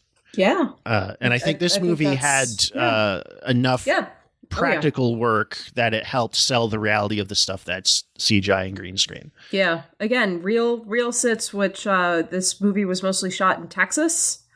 To tie it back into our riff about Texan avatar whales. Oh yeah. Rodriguez is a hometown loyalist guy. He likes to make his stuff in Austin. Actually, as a counterpoint to Stu's thesis, I wanted to a really good thing that does not and admittedly this was mostly due to budget reasons, but I think if you're going to do CGI and you don't have the budget to make it look perfectly realistic when it's interfacing with a human being, I think that like establishing some kind of like narrative barrier between the CGI elements and the like practical ones works really well in the Battlestar Galactica reboot, where they wanted to they didn't want to do like model spaceship battles. They wanted to do like it in CGI because one, it saves a shitload of money, and two, it allowed them to like have these big, huge, sweeping, epic scenes where like 100 people die, but you don't have to shoot and destroy 100 models to do it. And they accomplish this really well, I think, by just never having any of the CG elements interact with a human being. Like all of the spaceships are CGI, but then if you like cut to a cockpit interior, that's all practical. Yeah. That's true. Like just sidestepping the problem of compositing by just not compositing also works really good. And then they break that own rule when they introduce the Cylon like soldiers, and they're just fucking, they look fake as shit and really bad. But the show is still amazing. So you wanted to discuss Alita as an adaptation? Yeah. So I was thinking. Yeah. I think I was thinking earlier about like a lot of times when I was watching this movie, I got flashbacks to Sam Raimi's Spider-Man, and part of the reason why was because it feels like it's trying to relay the source material to the audience in a way like you would adapt a book or a television show or a video game or something. And I think that one of the biggest problems in comic books is that they don't do that. Like when they make a movie about like fucking Captain Marvel or whatever, they first like, they come up with, they boil the character down to a couple elements, and then they essentially think like what works and what doesn't. They throw it all out, and then from there they just continue stripping down parts until it's vaguely approximates something that is interesting enough for everyone, but not really thrilling to anyone in particular, and they could ship it all across the world. And you contrast that with something like this movie, where this movie is more, I mean, they do add and they do change things like every good adaptation does, but they don't start from a perspective of we need to sell people on the name Alita Battle Angel, and we'll do that by any means necessary. It's not like we need to make $1 billion. It's how do we make Alita Battle Angel like big and faithful enough. I hate using the word faithful because I think there's so much discussion online caught up between like two camps of people who are like, actually, if a movie is good and I like it, it's perfect and it's a good adaptation and a good take on the character, and like slavish devotion to the source material. And I don't think either being a Batman's Puritan, ears are only 3.2 inches long. Exactly. Like I think that like the best case example of like the, you know, slavish devotion to the source material is like Zack Snyder's Watchmen. I don't really like I'm not crazy about Zack Snyder's Watchmen. I think it's like it's a perfectly fine it's movie. All right. But like I could just read Watchmen, you know, it doesn't I don't gain anything from this. And then this, it's like, not only do I now know the basic summary of like a decent chunk of the manga, because this is like the first volume or whatever of the manga, right? It's like the first 2 This volumes takes like the or first 4 volumes and then runs them all in parallel next to each other. So in the manga, all of these plots happen like one after the other. Exactly. So I now have enough of a jump start on the media that I'm not a complete like newbie, you know. And but I've also, like, from a deeper perspective, I've gained an appreciation and an understanding of the themes that the author was trying to convey with this work. Like, I understand that there is a struggle for identity and self-actualization that is not possible because of this like hyper-capitalist empire that they've created. And I think that like the best thing about the Sam Raimi Spider-Man movies to me is it's like it takes the Ditko run, puts it, you know, bullet point summaries, and then turns that into a movie. And then it does sort of the same thing with like later 70s Spider-Man in the second one, and the third one's a little bit more inspired by like late 80s, early 90s Spider-Man. And I think that like, yeah, just fucking like the shit that you make. I don't know.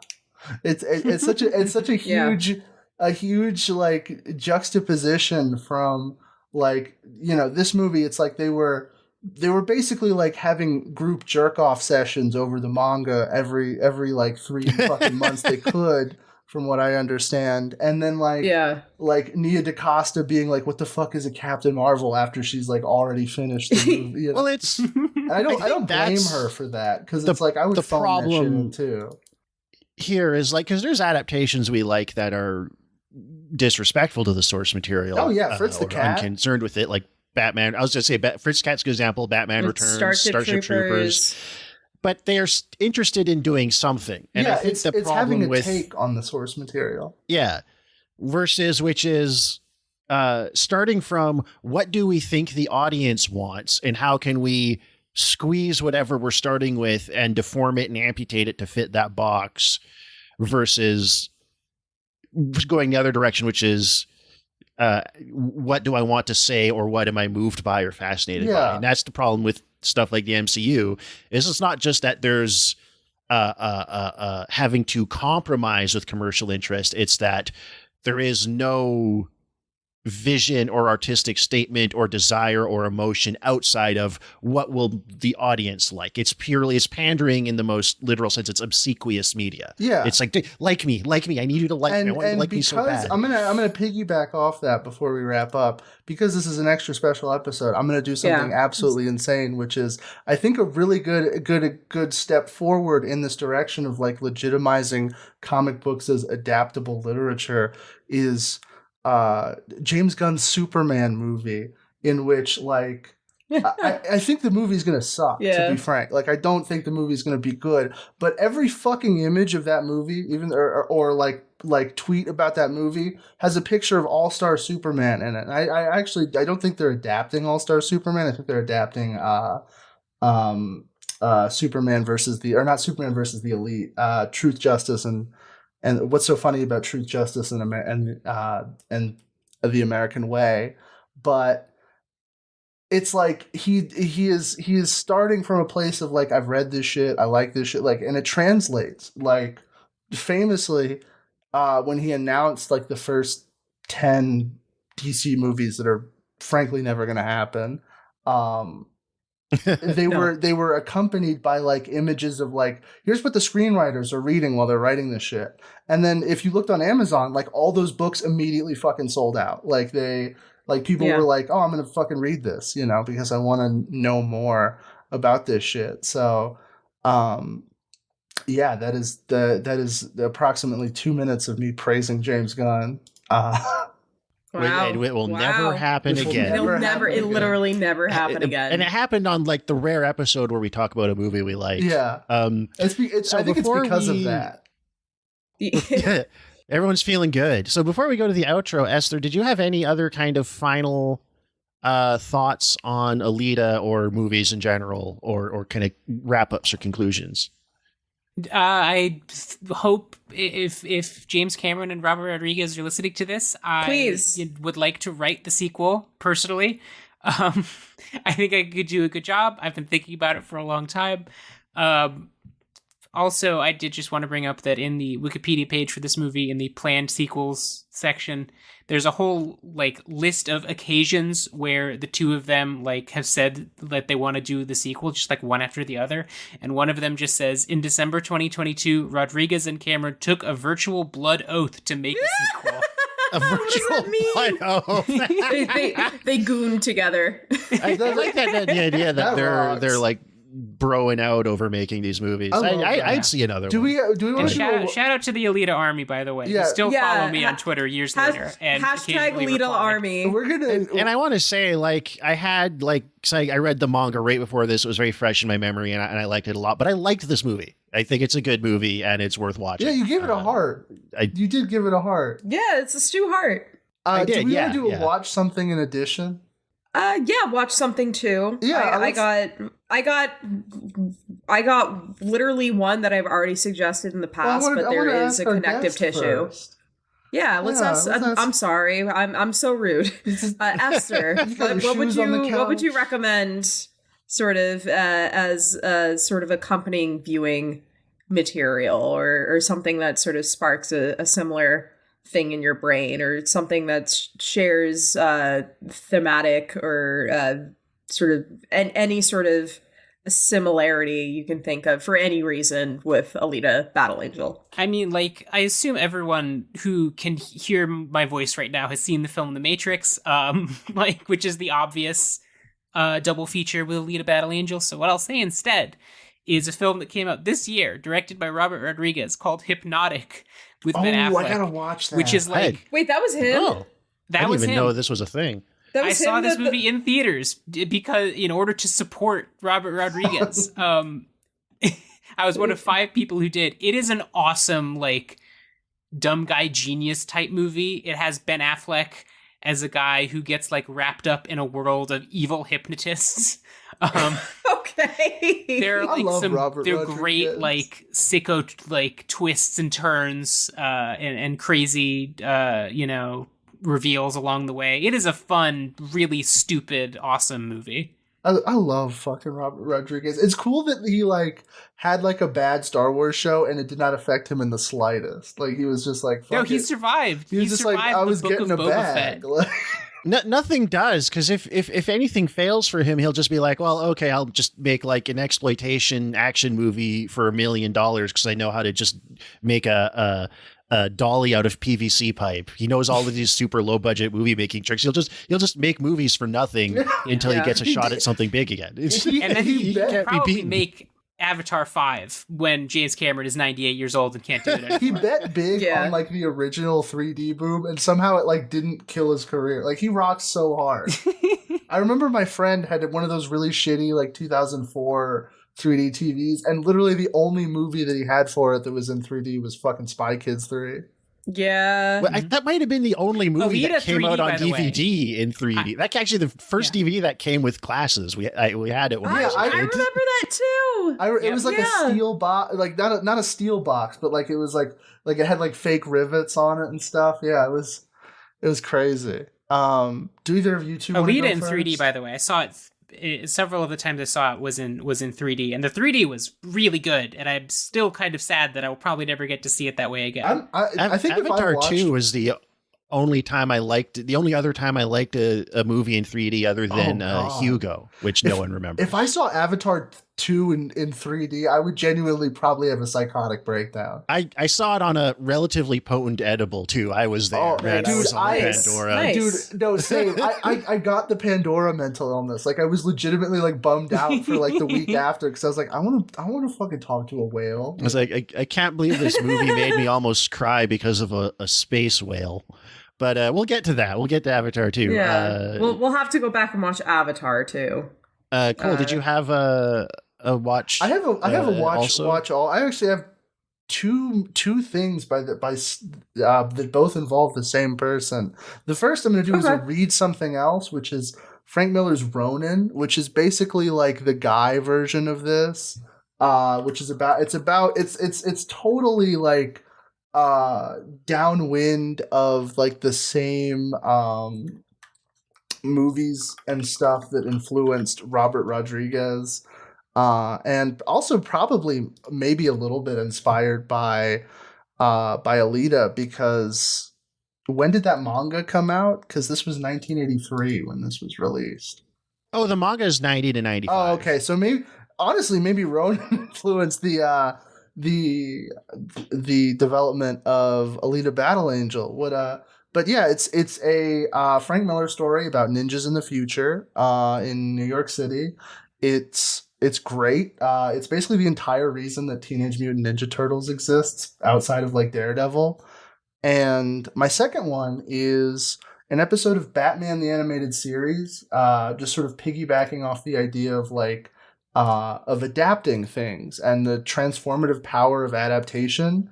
It is episode 19 of the new Batman Adventures, and it is called Legends of the Dark Knight, and it adapts partially the one of the chapters of The Dark Knight Returns, and it is genuinely the reason that book is as big as it is because of that episode, because Frank Miller's Batman stuff was kind of like the like Batman fans like favorite book. You know, it was a book for the fans, but it didn't really translate well into sales in the secondary market as much. And then this episode came out and is basically the reason that like everyone knows who like Frank Miller's Batman is.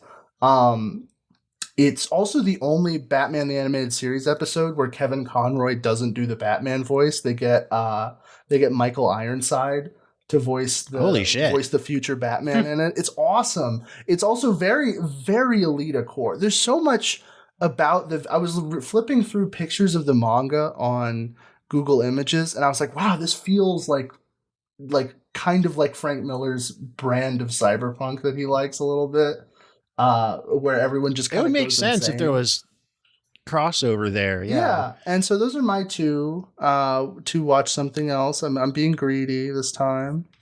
It's all right.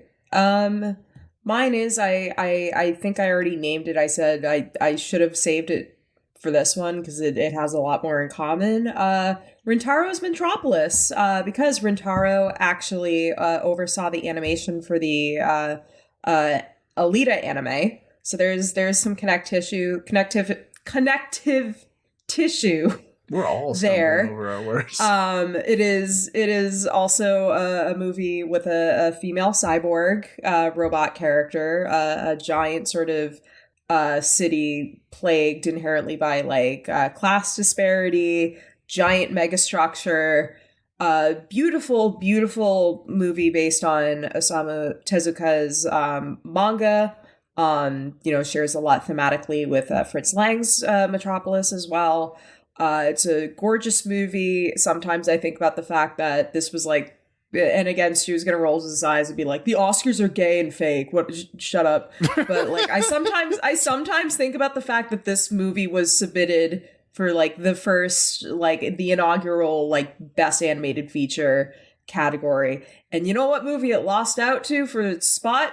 Fucking Shrek? the Jimmy. No. Oh. Worse. Jimmy Neutron Boy Genius. Jeez. Let's go. Okay, I saw that Metropolis. My dad rented it when it came out. It's beautiful. When I was a kid. It's perfect. It's a perfect movie. I looked it up to see if there was any connective tissue, and apparently Yukito Kishiro got into like a little bit of trouble on Twitter because someone found out that he like swiped a bunch of comic book drawings for like poses in Alita. Now I'm pro tracing. I support any kind of artistic theft whatsoever. Steal lie, cheat, steal, rob to get a bag by any means necessary. So that rocks, actually. H. Bomber guy's gonna come for you. He's like that's because plagiarizing stuff for a video essay is lame. Yeah, that's stealing that like sucks. the design from a ninja for the ninjas in Alita Battle Angel from like a 70s Daredevil comic rocks. That rocks. Yeah, cool. And Stu. Mine are I think I've recommended Blam, yeah. Yeah, I was gonna say read that by Tsutomu Nihai. I feel like it was definitely influenced by Alita. It's a really cool manga. It's got some overlapping kind of trans post-humanist stuff, all the mega structure stuff. And I'm gonna say Rollerball? Yeah, I was gonna recommend Rollerball also. Because that's the motor ball stuff in Alita definitely comes from that movie, which is the classic 70s sci-fi dystopian movie where James Caan is the one athlete in the brutal, ultra-violent future sport of motorball who's gotten so big he could upend the rule of the corporations. It's great. I was gonna say. What did the Mary Sue give this movie, actually? I would. It could go either way. I would be shocked if they didn't like it. If they did, we're. Actually, I don't want to say anything Miguel has to bleep out. I was also going to say, I think I've recommended this for too, but Tetsuo the Iron Man. Like if you want to talk about a movie about bodies and machinery. There's nothing like it. Fucking Iron Man. They talk about how the alt-right hijacked Alita. They said that they liked the movie, but they're like scared of the fan. Fuck off. Where did this right-wing Alita thing come from? It sounds like something. It literally the right-wing thing came from like this fake culture where I was talking about, where it's like, well, we the good people like Captain Marvel. Yeah. So obviously the enemy of Captain Marvel in this time is Alita frame, in terms of female-led blockbusters, is Alita, which obviously those fans must all be alt-right trolls. Which, by the way, the Alita Army, the most harmless group of people I have ever encountered online. Like, they're truly they're just all like trans, apparently. So I don't know how you can argue they're the right-wing chuds. I have one guy who follows me on Twitter who just like will chime in, reply to one of my posts every couple of weeks to just whatever I'm talking about. He'll just be like, you know, yeah, and this probably happened because they haven't made the Alita sequel yet, haha. Let's fucking awesome. go. I love him. He's so cool. We're gonna form like the counter NATO, the fucking Warsaw Pact. We're gonna get the Snyder guys, the woke Snyder guys on board. It's so cool that fucking Zack Snyder personally hired a trans woman to write the lore for his new sci-fi movie, and like nobody's mad about it. Like six of like the like right wing like counter fandom guys like tried to say shit and just immediately got dogpiled by like Snyder guys. I feel so vindicated for being like the Zack Snyder fascist thing is stupid. Because it's really panned out empirically the last couple of years. It's going to be so funny in like 6 years from now when like Disney has gone like full right wing because they saw the charts. They're like, all right, the like minor left liberal leaning pivot that we did by putting black people in our movies failed horribly. So. And not because they put black people in the movies, just because the movies were bad. But that's not how they think. But that's not how they just they think. Look at exactly. like the ingredients in the formula. Exactly. Yeah. And so they're gonna do like a right wing, like they're gonna make like a Punisher movie again. They'll make like a fucking like I don't know, all the like Shadow the Hedgehog brand of characters are gonna be the new. Like MCU, they'll probably do another Ghost Rider, all that kind of shit. They'll do like they'll do the thing where it's like a new young guy becomes the new Captain America, and he's just like an XP for Elliot Rodger. That's what they did in the Falcon and the Winter Soldier show. Is they had like the like right wing Captain America, and he's like kind of the bad guy, but I'm pretty sure he's getting a redemption arc in the new like fake Suicide Squad movie they're doing because he's in that. Oh, okay. Yeah. But that's we should probably wrap up. Yeah. I don't know if I can keep doing this, the reading all the, but you know what? Just the new ones. We've got so many patrons now. For the time being, we're just going to be thanking the new subscriptions since the last episode. Let us know if we missed you, and then we'll work out something else down the road. We do have a credits page if you go to the podcast site and look at the banner. Thank you to Gabriel Perez, Paul, SKM, Carlos, Quinn Balas, Matthew Palmieri, Rotoscope Bitch, Max Kinect Crispin, Claire Johnson, John Lacatelli, Sam Franklin, Bird Brain, and Lane's World 25. Thank you guys. Thank you all so much. Throwing us a bag. Yeah, you are all amazing, and you help us get guests like Esther on the pod. You are helping make a Merry Christmas. Thank you, Esther, so much for coming on. It was a pleasure. Love to have you on again sometime. Thank you so much for having me. Yeah, I mean, well, I assume that everyone who's listening to this probably knows what Get Cynical is and those good old-fashioned values. Maybe I'm wrong. I'm actually surprised. We have like a TGFB super fan in the chat. She's normally pretty active on the server. I'm kind of sad that she didn't get to see you in the booth, because I think she was just talking about how excited she is that like the new like take a screen cap of the guest list for this channel. Oh wait, hold on. We're just gonna add her. Oh no, I guess she must have literally missed like the Esther is in the recording channel announcement by like straight up like 4 minutes. That's crazy. Well, she's in for a pleasant surprise when the episode comes out. For a couple of these guests, we're gonna have to like fucking record like away from the server so that you guys can't see which guest we're getting. I do like that they're able to poke their faces up against the glass. We're zoo animals. I do want to say, by the way, before I forget, my other podcast is called The Lost Broadcast. I do that with my wife Hannah. It's every month we talk about a TV show that tried and failed to be like the show Lost, that ripped it off and got swiftly canceled. We just did an episode on the show Flight 29 Down, if anyone remembers that. Discovery Oh my Kids god, Gem. I do. Yeah. I listened to the first episode. Their podcast is very funny. Thank you. Yeah, I've been enjoying that one because I remember when all those shows came out and my parents tried watching all of them. We're having a lot of fun with that. You can go to, if you're listening to this, you can go to twitter.com/lostbroadcasts for more info on that and listen to the show because it's really fun.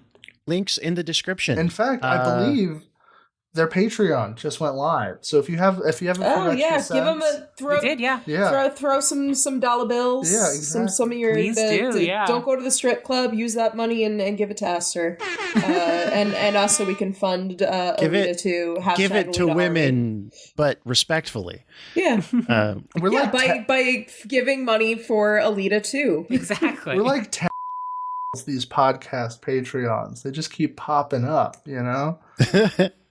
In fact, actually, I heard that there was... actually, no, this is probably not a good bit for the main episode. No, we'll save it for a Patreon bit. Subscribe to the Patreon. Get the illegal bits. The stuff they don't want you to hear. But thank you again, Esther, for coming on. Thank you, all of our listeners and supporters. It really does mean a lot. It really it's going to help get through the holidays for sure. And have a great night. And if you haven't, go check out Alita Battle Angel. It will make you want to be a beautiful fighting girl. Yeah, exactly. Bye. Bye. Hell yeah. Bye.